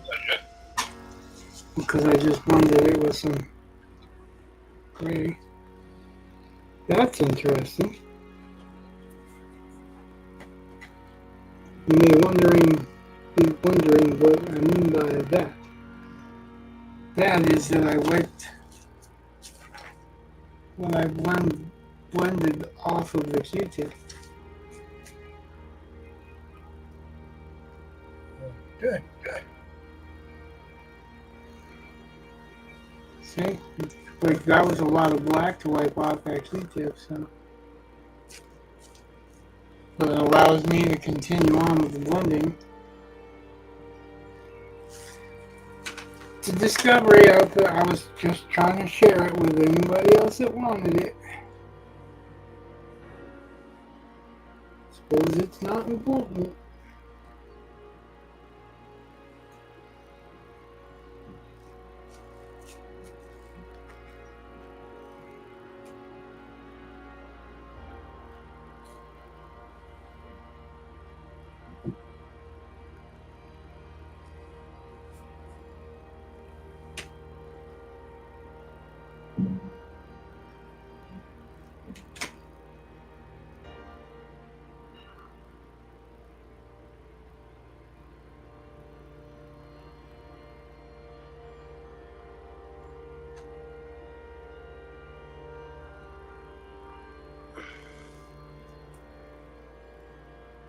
That is very big. What? Well, it just covers a lot of area. I mean,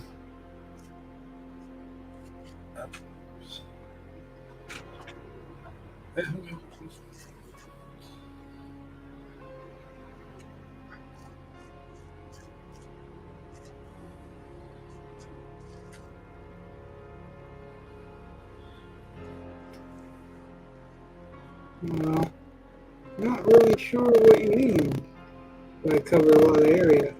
Like I just wet something that was already there. well, it just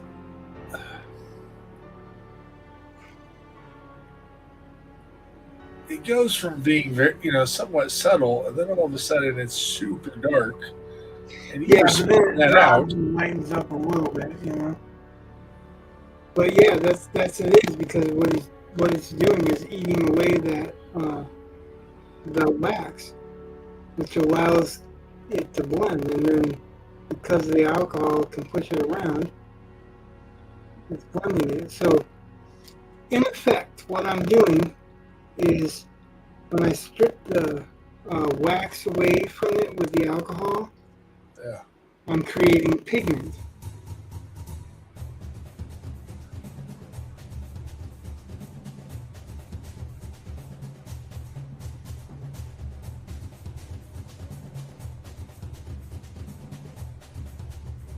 And I'm moving the pigment around a little bit.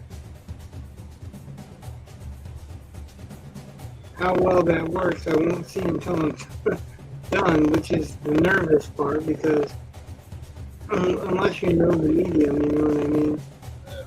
And I'm just trying to figure out how to work it.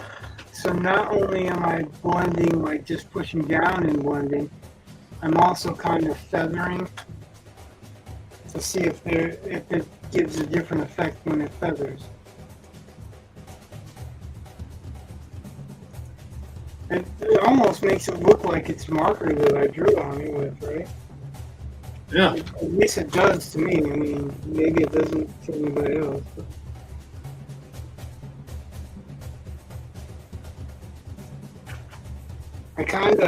I'm kinda hoping that it, and it doesn't, but like every time I do this, I'm kind of hoping that it spreads a little bit. Like I can just extend it a little bit. Because it's a pretty big area, but when it dries, some of that's just going to dry right up.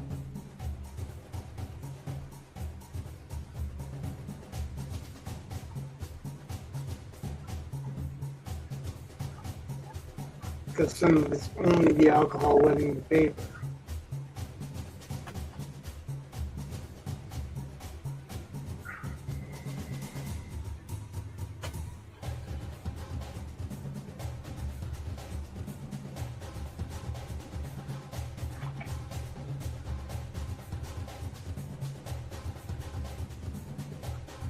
And now if I come back into whatever I've covered over with the alcohol, it darkens it a little bit when I come back over with the colored pencil.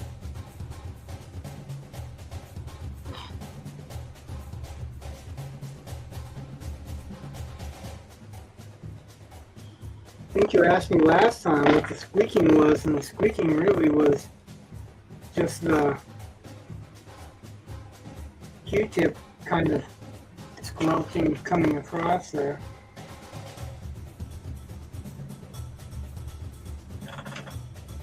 I'm interested in seeing how long I can prolong this Q-tip. Because, frugal, right? Yeah. If I can prolong it for quite a while, then it makes it suddenly worth it. I mean, it's gray, but it's not black. So I was able to move quite a bit. Now obviously, when I get this to a point where it's not doing anything anymore, I can go to the next one, the next end. See, these I hit and they're dry already.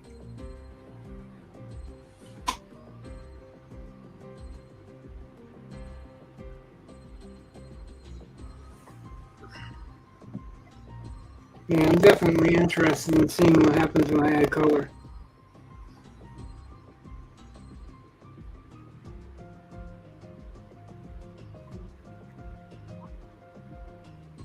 It feels very much like alcohol markers.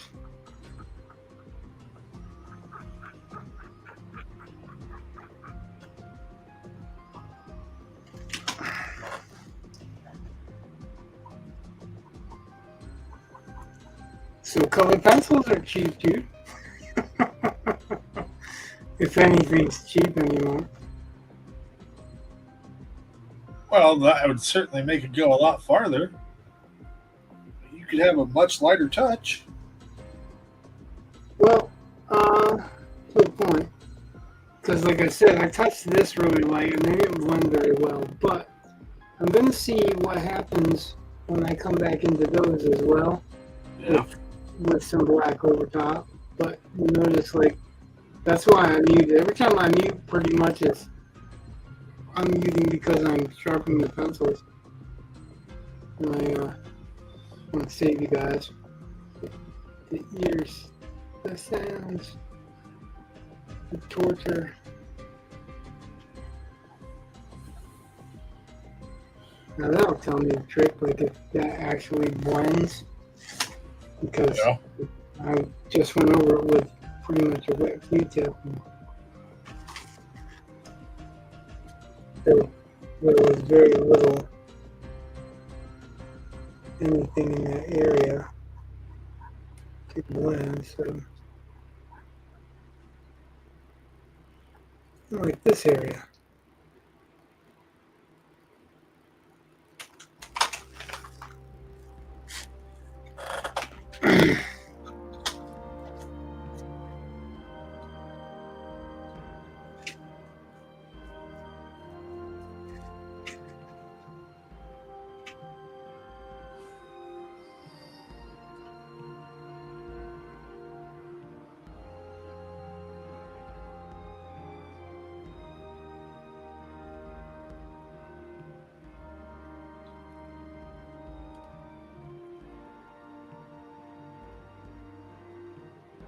Have you ever seen that method for drawing where they grid out a picture? Yes. Actually, I know a couple of people that's the only way they felt they could draw. Do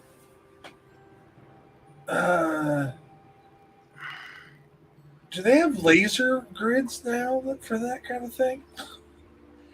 Laser grids? Well, I'm just thinking.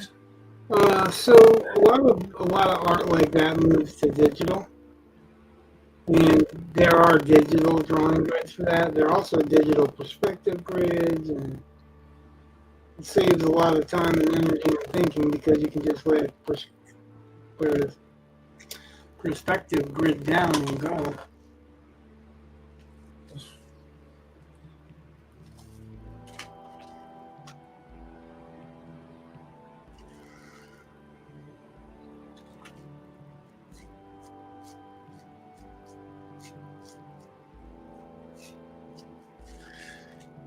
I thought that Dr. Doom would be a bigger hit on our channel. You're doomed. It might still be. I mean, we do have people that watch later. I was kind of shocked to find that, which I haven't done any more of my videos on how to use Moodle because I haven't needed one yet, or haven't thought of one, I guess. Been about a month, and I went back to a parent wanted to know about doing some makeup work, and that's why I made those videos. So I had to go find my links so I could share them, and discovered I had more views. I was like, oh, that's kind of nice. Validates the effort. I guess. I mean, not very many, trust me, but I was like, all right. Well, it validates the effort at the Jimmy, right? Because that's the whole point is to make it available. Well, it was kind of the thing. Yeah, I wanted to. I got writing out explanations on how to get to a website. That I mean, it's not that hard. You got to log in and then press grades, but you'd be surprised at how many people have a hard time doing that. So I was like, No, I wouldn't. so I thought I should just make a video, and then I was like, oh yeah, I can do that. I can make a video. So it's kind of funny watching. Like, I remember when I was student teaching, it was like, if you wanted a video of something, they're like, well, you can always contact the TV station that aired it and see if you can get a clip. And now it's on YouTube. You know? Right. And then it went from, well, yeah, it's on YouTube, to I'll just make your own video. Like, you don't have to. I mean, if you can't find exactly what you want very quickly, just make your own. Make your own for anything. I mean, why not? So, and then today I was thinking about it with like Notebook LM. If I wanted to record myself teaching. Well, this is what it started off with. I thought if I recorded myself teaching, I could run the video through Notebook LM and it would summarize it for me. And well, that was pretty cool. Then I got to thinking, wait, why would I do that when the students can do that? Right. Like, why am I doing it for them? That's not how. That's the one thing I keep thinking. I keep asking people all over the place. It's like, what else do you learn by not doing? Because there's a whole bunch of kids. They think teaching is me giving them the answer. It's like, that's not what teaching is. And it's not like I don't tell them how to do things or anything. I don't just throw them to the wolves. But at the same time, it's like, me answering every question for you isn't really help. That's just me doing your homework. So. Right. It defeats the purpose of homework because they don't understand what homework is for. Well, and I know I'm not a big proponent of homework. No? I wouldn't think when I say that, no, like that, what I'm questioning is that for me, the purpose of homework is to do a little of your own study to learn a subject or to get the subject better, learn the subject better. Well, okay. Not like make them do. My thing is, most of my assignments that I make. Exercises to help them learn, that's all. Right. I get that. It's just there are some people that think homework means it has to be done outside of class. And they're like, yes, I want a certain amount of homework every night, so they're practicing at home. And for me, I started looking at adult classes. Just to interrupt for a second, I'm going to put darker green in here. Okay. So I've colored this with black colored pencil, but not very dark. I didn't push hard. I just went over it enough to get a darker tone. So I'm going to go over it with the green, and then I'm going to blend it to see what happens. So when people are watching and don't understand what I'm doing, I've given them a heads up. Right? All right. Now what you were saying. So I think that if you're following along, and if I've planned my lesson plan right, most of the work should be done in class. But I also make sure that you can do, a lot of my assignments, you can do as many times as you want, and they only take the top score. So let's say you let's say you're practicing vocab, and you're looking up the words, answering the questions. Maybe you ask your parents for help. Maybe you ask the teacher for help. Whatever. You get your A, right? However you need to, you get your A. Well, there's nothing stopping you from saying, all right, I've got my A, but I want to make sure that I can do this on my own. So you start trying to do it without help because it doesn't affect your score. It just lets you know how well you're doing and how well you've mastered it. Yeah, but they go back to they don't understand what the homework is for. The homework is for them to master it. I mean, they just think it's something that they need to do to get done with the school. That's a conception that a lot of people have because, like, when I was teaching AP, and parents were upset because I wanted the kids to write essays, and I'm like, okay, but that's what they're tested on, and I'm like, well, they've already written this kind of essay. I'm like, yeah, but that doesn't mean they've mastered it. It means they've done it once. What skill do you have that's complicated like writing these essays that you got from doing it one time? Right. So,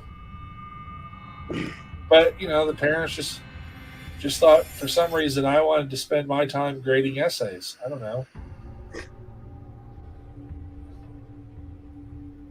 Or that I was punishing their children or something. All right, fine, whatever. It's like when they don't get, anything higher than a 2 on the test, don't blame me.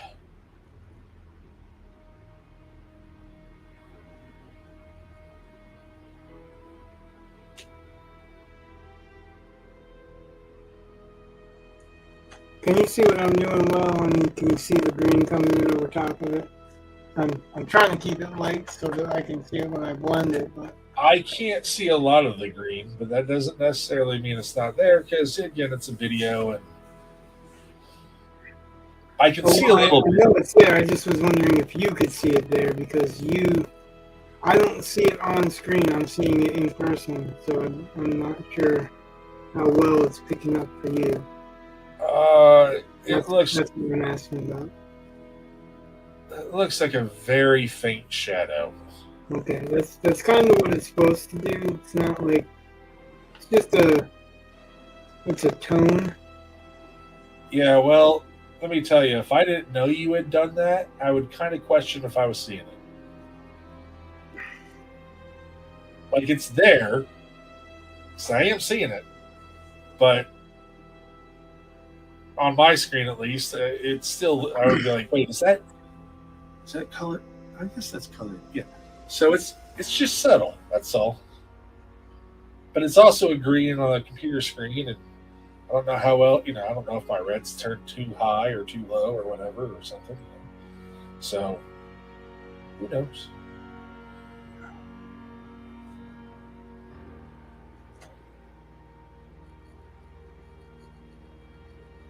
It's alright if it's faint. I just want to make sure that everybody's seeing what I'm doing, so that when it gets wet, it's going to darken. So I just want to make sure that nobody's going to be surprised with what's going to happen, or they just at least are set up for that surprise. If they're surprised, they're surprised because they know what's going to happen.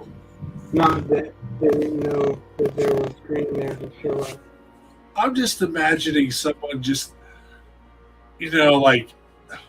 imagine for a moment that you're Bob Ross and I'm watching you and you're doing your drawing thing, and then whoever's watching me in this case gets surprised when you put the water on it now. I could just like it's some big giant shock. Sorry. It's where my mind goes sometimes. Just the literal I find funny.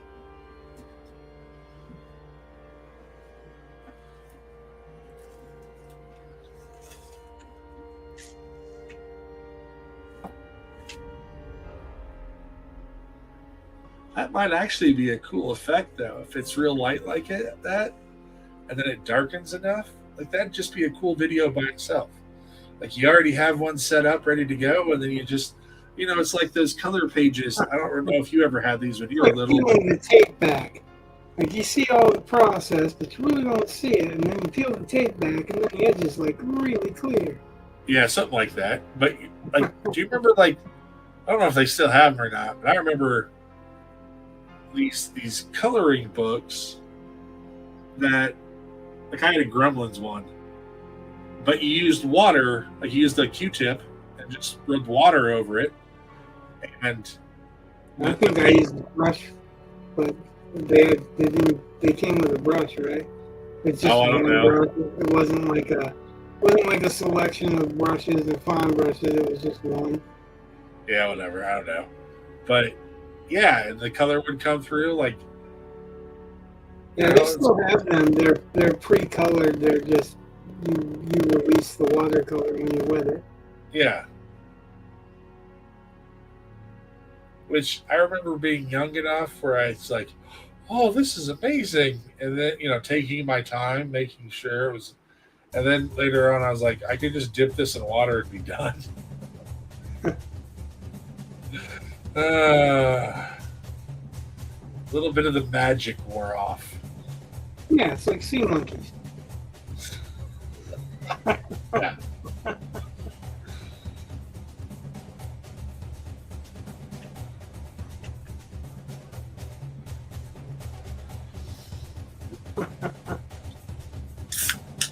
Fucking shrimp.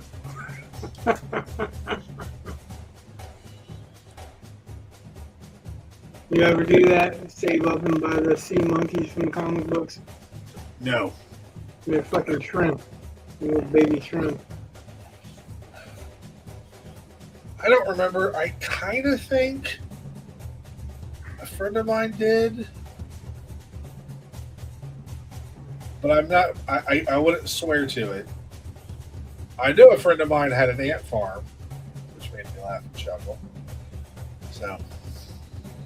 Yeah, well, ant farm is actually ants doing work, and you can sometimes see it through the glass, but Right. But sea monkeys are just fucking shrimp that they advertise as little merfolk. Yeah. Like there were cartoons of them in the back of the comic books that looked like they were. Oh yeah, I didn't tell you about this, but so my boys' room is kind of weird because it's got this closet that's like half the size of the room. Like if you put a window on it, you just about have another room.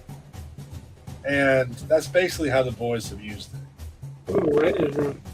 And so my son, it's kind of been his Lego closet. And he's got a lot of Lego.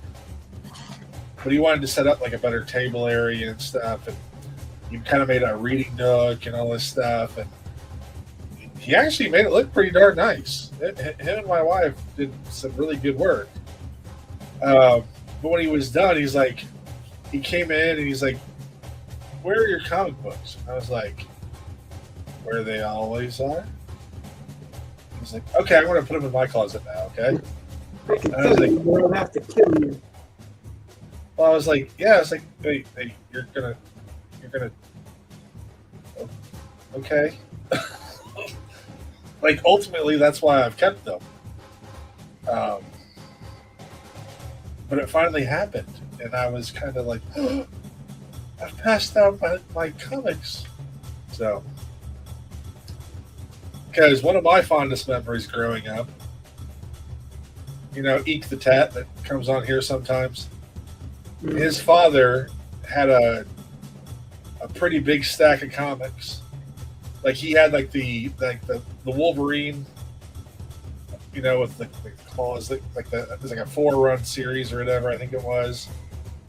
Had that. They had all the G.I. Joes. Yeah. And well, I mean, they didn't have them when we first started reading them. But they bought them all. It's kind of neat.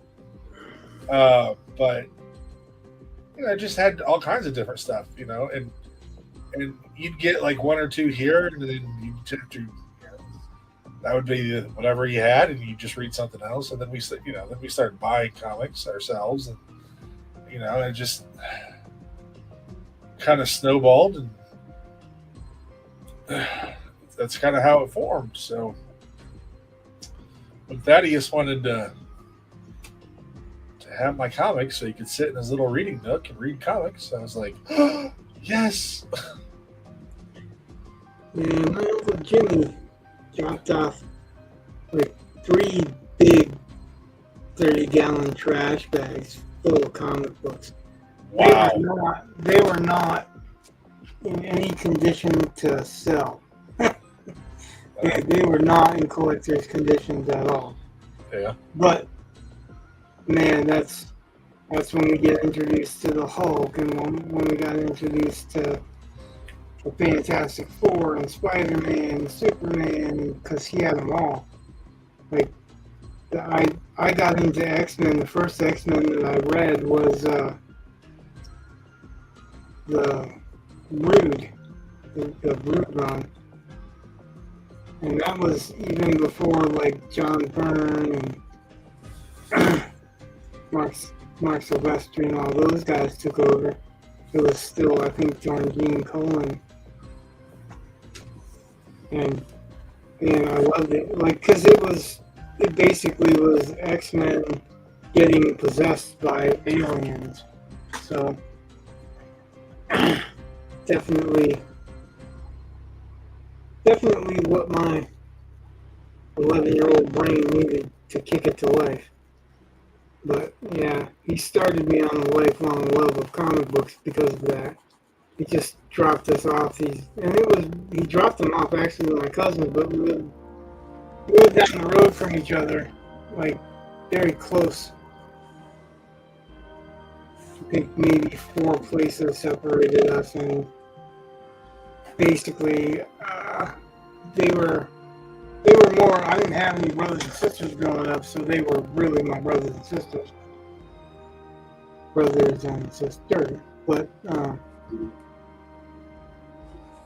so we all shared them. We all, got into them.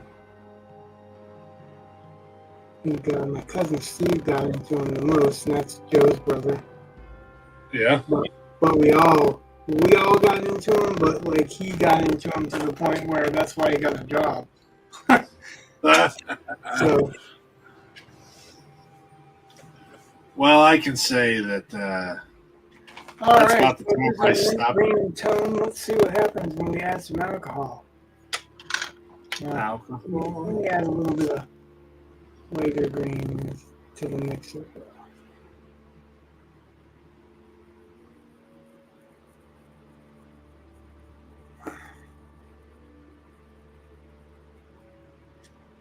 As long as we're experimenting.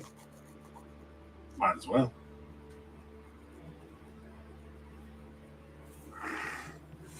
What's the worst that's going to happen?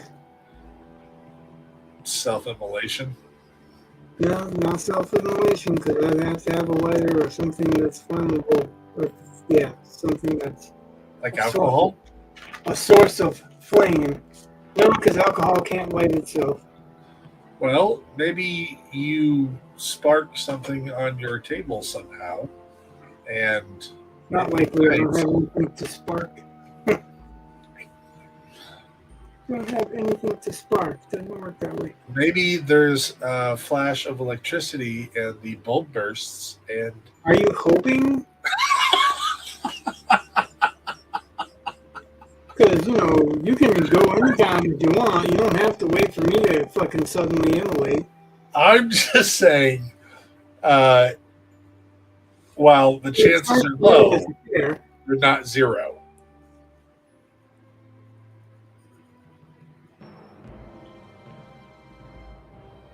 It's just like, the chances of being killed by a cow are low, but never zero. Except for that's a double entendre.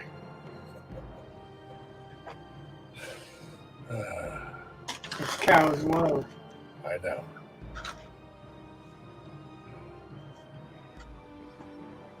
But they generally give you warning because they tell you to move.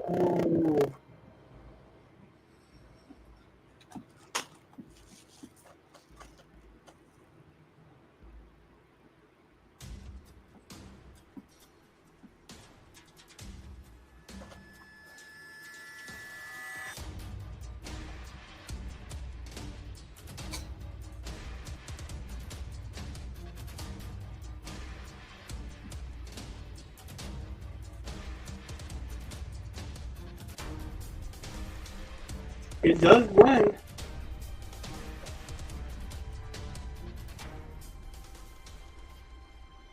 I can clearly see the difference between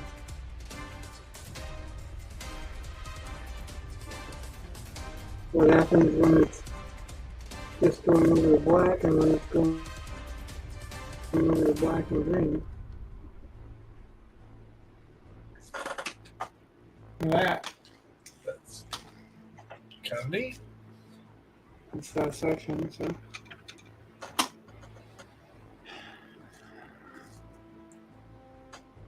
I don't know how nuanced you can get with it though, because I'm using a Q-tip, and Q-tips are limited in how small you can get with them. But again, you can go over this with the next, higher value. Or Can't you technically use a brush? I do not want to use a brush because it has to. Once you put it in alcohol, you can't use it for like acrylic, alcohol and water. So, what about?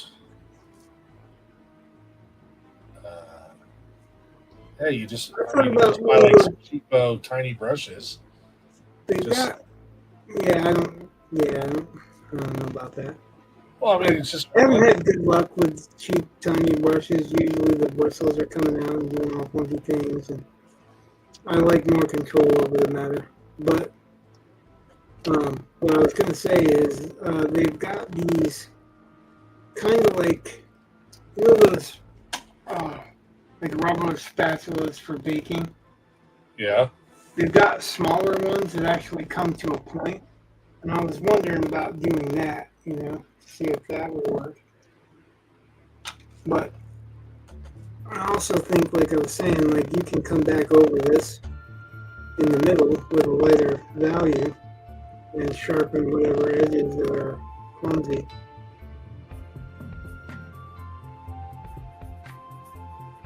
I've talked about this method, and a lot of people have wondered about this method but didn't have the guts to try it.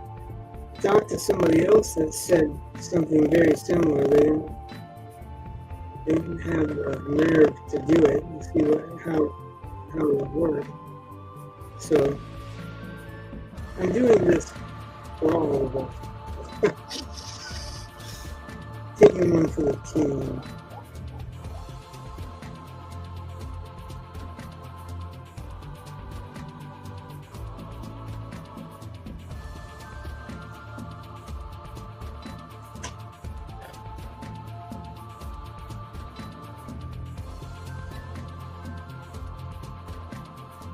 I gotta say though, this Q-tip has lasted quite a while. I haven't used the other side of the tip. Just the tip. Well, yes, Q-tip. It's not Q-shaft.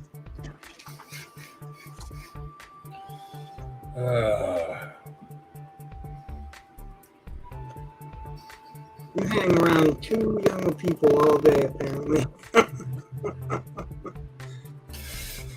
Come on, you want to make a fart joke right now.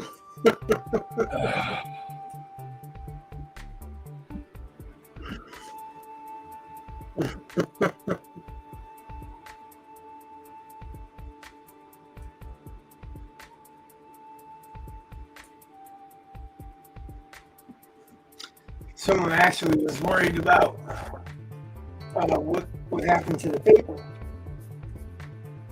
Like, alcohol dries really quickly, in case nobody noticed.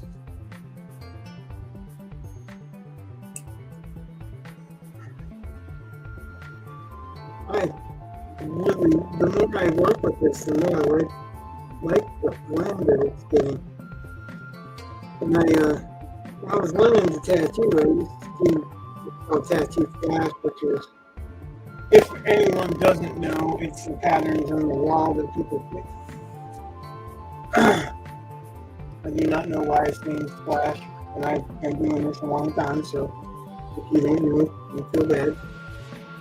So I used to sell flash. That was a way to make money. You draw your own tattoo flash and or either shop or artists, and I sold it to a few suppliers. But there's a few suppliers that have tattoo flash that have been probably would be embarrassed for people to see. So, I used a lot of Prismacolor pencils to color the flash because that was the big thing in the tattoo community. Oh, Prismacolor, that's what you want to color flash. Yeah. If I'd have known about this back in the day. That's what I'm talking about. Like I had heard about that. I think from you. Remember when I asked you at the beginning, could you see it very well? Oh, I can see it great now. Yeah, right? And this is dry, so I'm just like that would have been useful to know. it I would have is spent useful a to ton of know. money. It's not looking at it, it is. Because I know it, and I'm using it. It would have been nice to know a lot earlier, but still, it's nice to know now. And it's nice to, know how it reacts.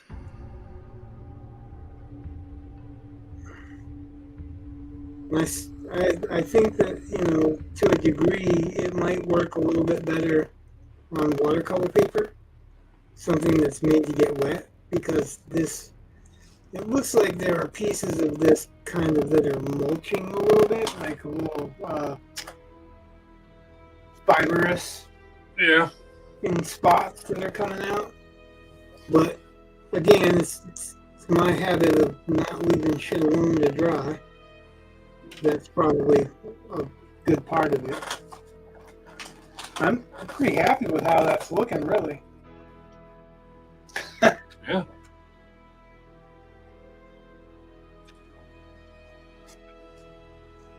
Yeah, we got a low audience count. We've got our one faithful viewer, but there's going to be a lot of people that would have probably liked to know, how I progress with this, because it is really cool.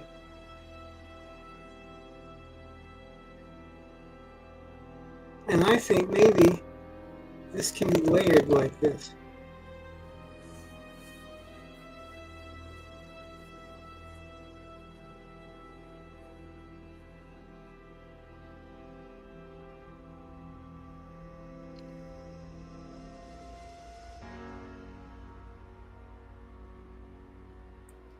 Which is the next thing I'm going to test. Yeah, that's pretty cool. Now you're going to have to try it. That's just annoying. Still, I mean, it's cool to know. I just, All those years ago, I know. and your art teacher was like, haha, we're fucking with blood today. Like, just saying, they could have told everyone. Instead, they. They could have. They're like, well, then I won't be special.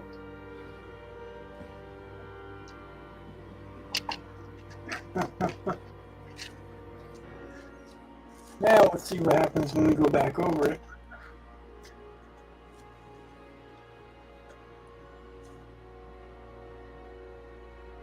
This might not be ready. I don't know, maybe that, because I think that grabbed that pencil a little bit.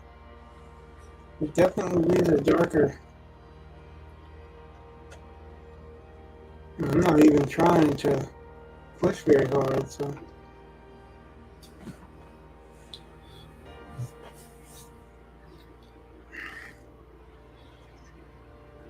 Yeah, that's pretty good.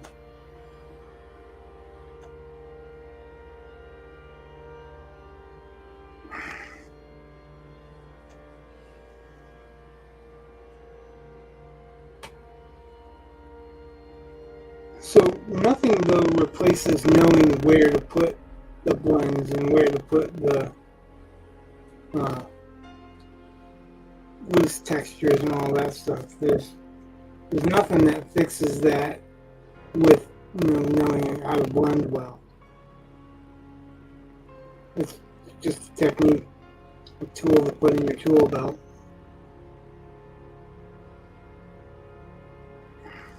Well, see, that's just one of those things where my experience in art school was about the same as my experience in creative writing courses.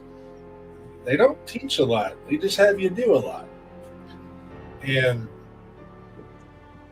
that doesn't necessarily, it helps weed people out, but it doesn't necessarily help them do anything. Yeah, right. Like I would, if I went to art school and they didn't teach me what I wanted to know, I'd be upset. And that's actually I had that in high school because I wanted to learn to use the airbrush in high school, and there was a kid there that was learning to use the airbrush. She was taking the time to teach him how to use the airbrush, but like I was for a class, you can't just go out and buy an airbrush and hope you can use it someday. You want to have some kind of instruction so you're not wasting all that money, especially when you ain't got the money to waste. So, yeah, I mean, I totally understand what you're saying from that aspect because in response, her and the school could buy tons of like linoleum blocks and gouge tools and stuff like that for carving, and they could buy tons of clay and they could buy tons of pencils and tons of cheap ass tempera paint or whatever, but none of them could buy an airbrush to teach with. It just seems like it's ridiculous that you have to have your own tools when you're still learning what kind of art you want to do, right? Right. That was the thing that was difficult for me is I was trying to explain and really nobody listened, is that I wasn't really sure whether I wanted to be an airbrush artist, or whether I wanted to be I always were interested in oils because I've always been like a Rosetta fan, and a lot of the classical artists, I was a fan of the artwork, but not so much a fan of the other historical aspects to it. Like I didn't give a shit what their personal lives was back then. I wanted to learn a technique so that I could use it. And they never taught technique. They taught very, very little technique, and it was mostly with a pencil. And I'm like, I've been using a pencil my whole life. I don't need you to teach me that. I need you to teach me the things that I don't know.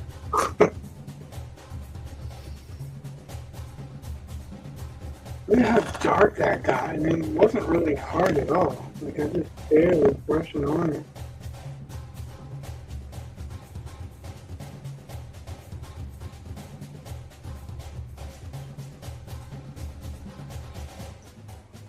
There's a lot of snoring again. Oh. Freaking dog snores.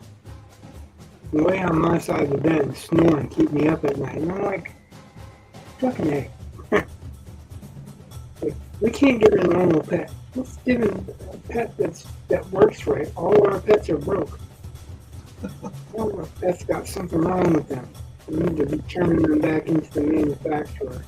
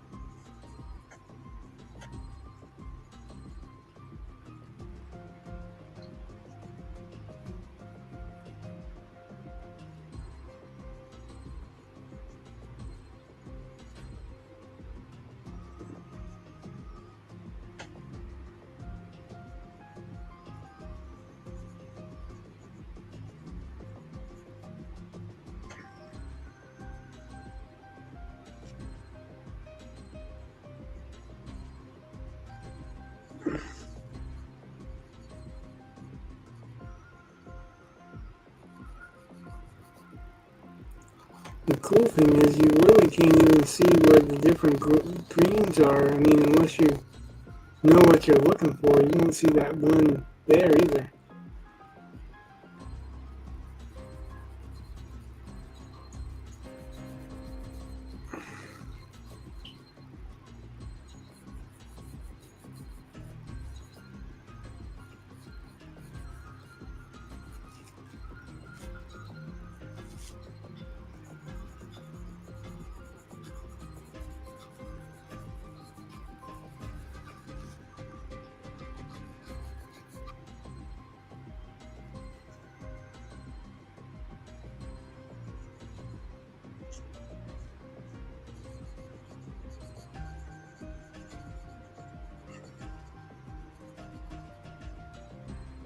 Yeah, just one pass over it, darkens it right up.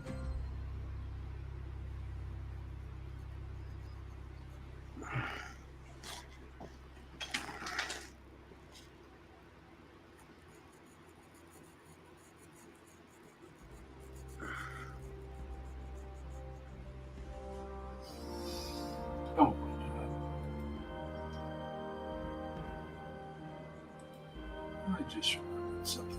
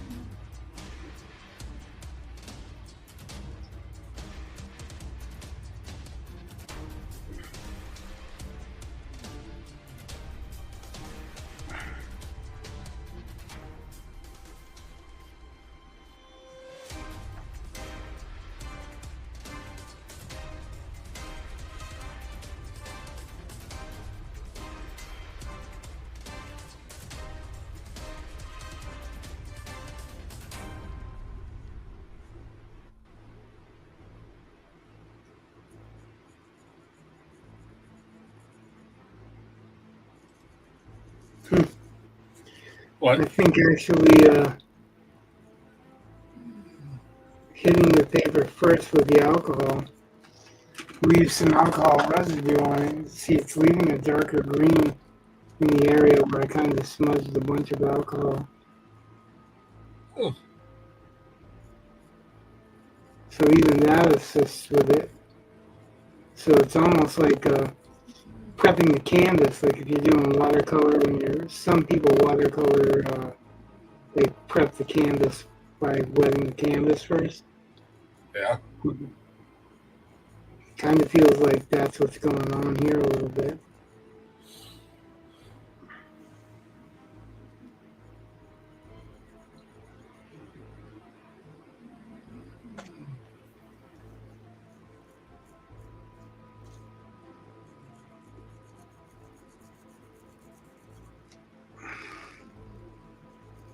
Dr. Doom is a lot of green.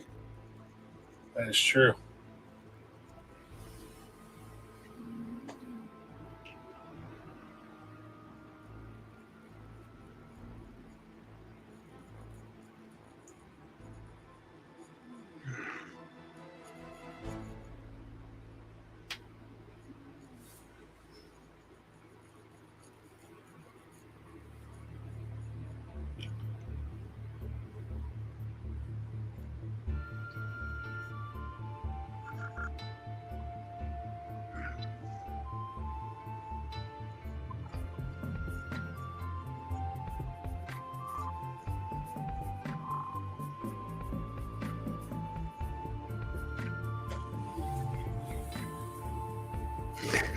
I'm over here going, Dan's gonna tell me I'm gonna have to buy a bunch of fucking colored pencils.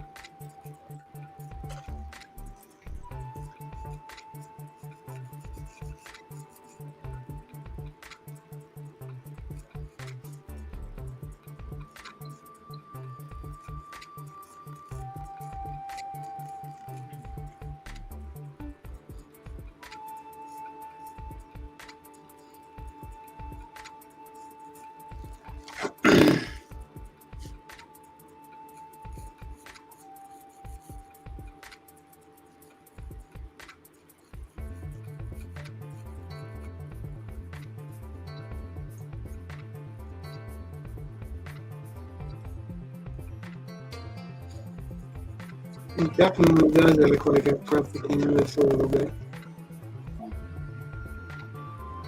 I'm not pushing very hard and it's getting really kind of dark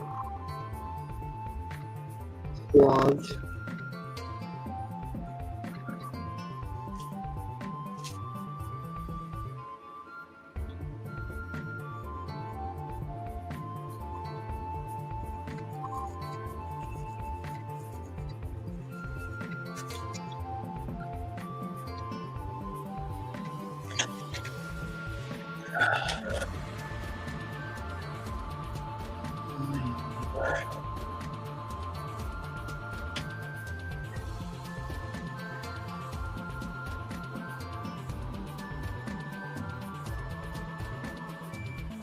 Is it still? What? Is it still the audio? Oh, yeah, it is a little bit. Yeah, that's why I need another mic.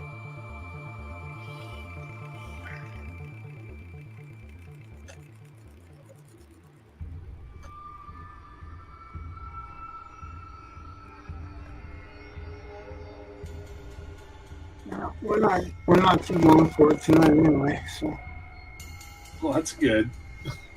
It's 10:58, man. yeah, that has a habit of happening when focusing on artwork and blending and techniques and stuff like that. Yeah, well, I just remembered I have 8 things that I have to proofread for tomorrow. Actually, for tonight. Wow. That's the part where I was like, oh, God. And I just remember I was like, oh, God.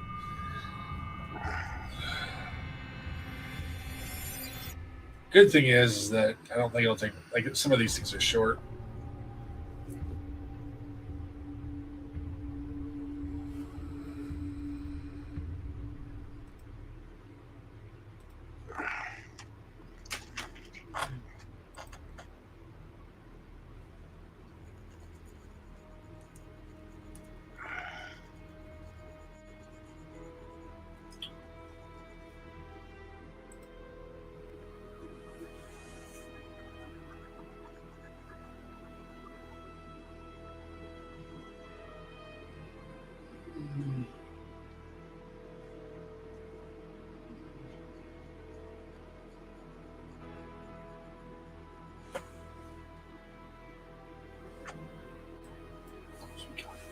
All right.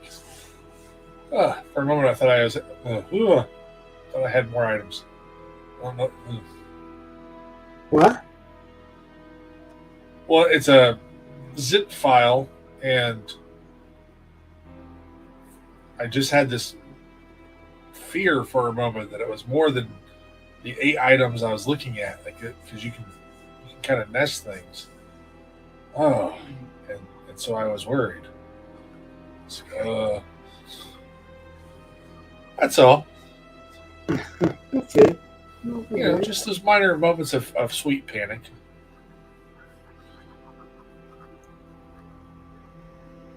You were thinking there was 108? Yeah, something like that. Just more.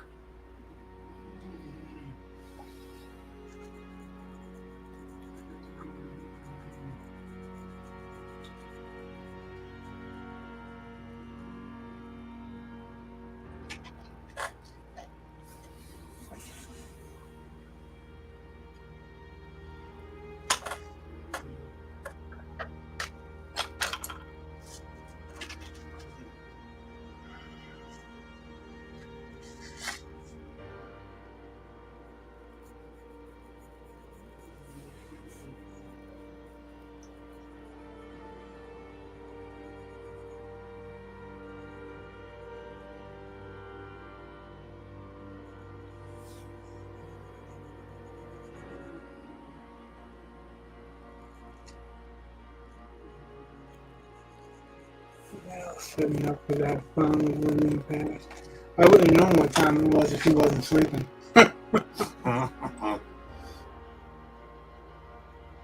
He would have been telling me every fucking 2 minutes. It's time. It's time.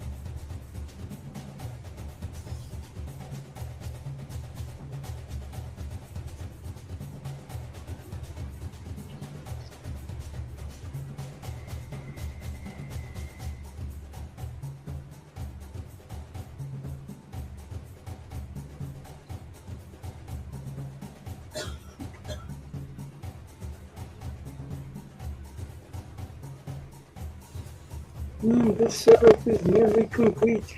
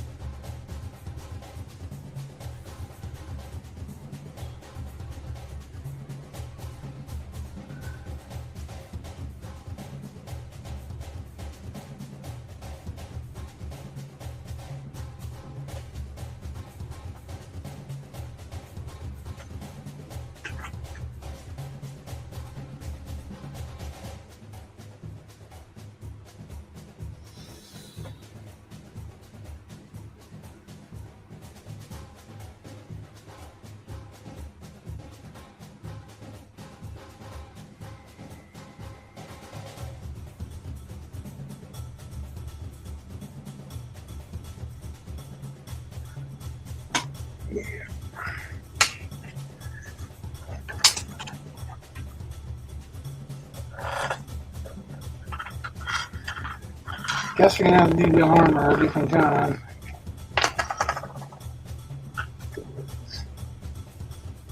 I'm gonna blend this and then that's it. Do a little white highlighting later on.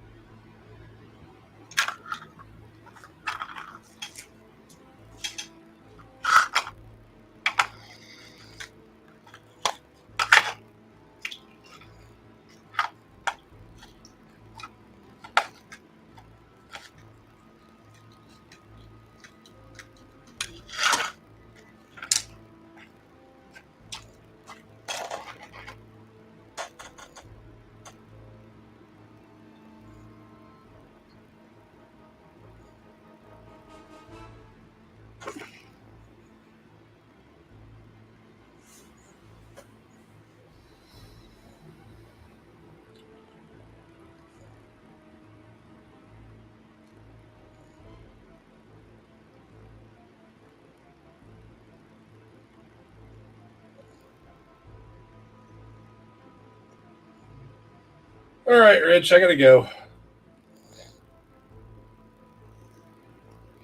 Yep.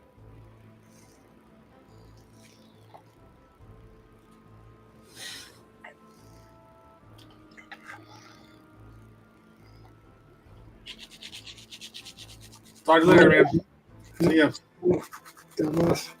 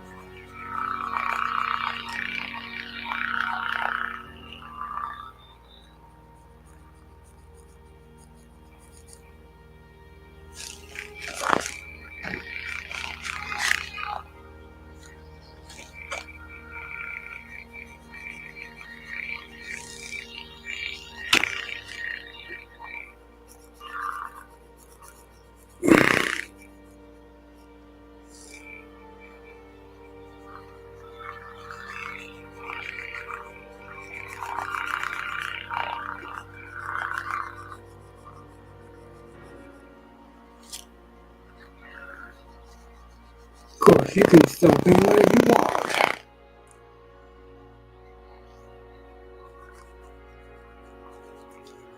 Anything that feels right for you.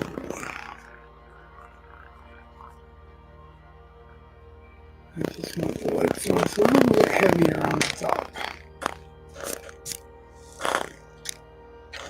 Also want to blend it a little bit more.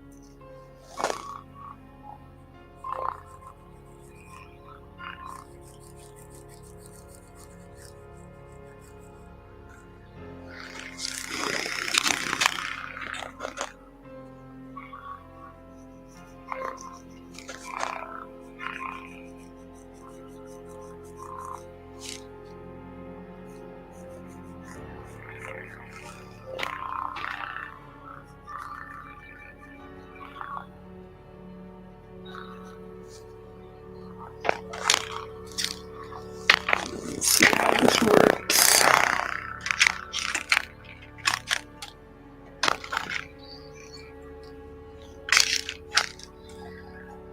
So what I want to see real quick is how the white blends in with these colors as well.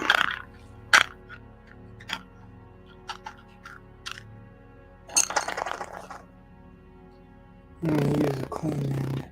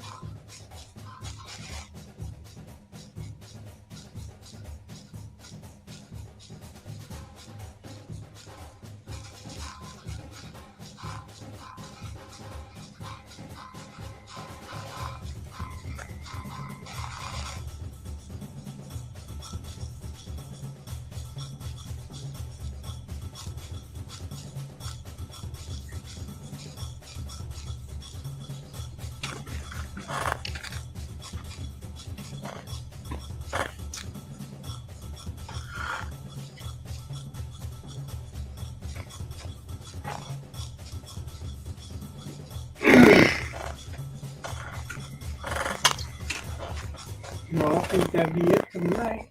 Next thing I'm gonna do is my pauldron, and then see how the color works in here. Maybe throw a little reflective color off in the mask, but not so much. Pretty close to done. Let's take this banner down.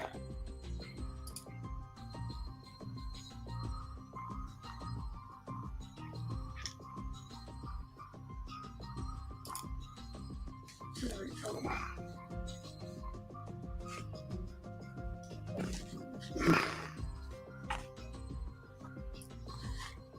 It's actually straight. Camera's not.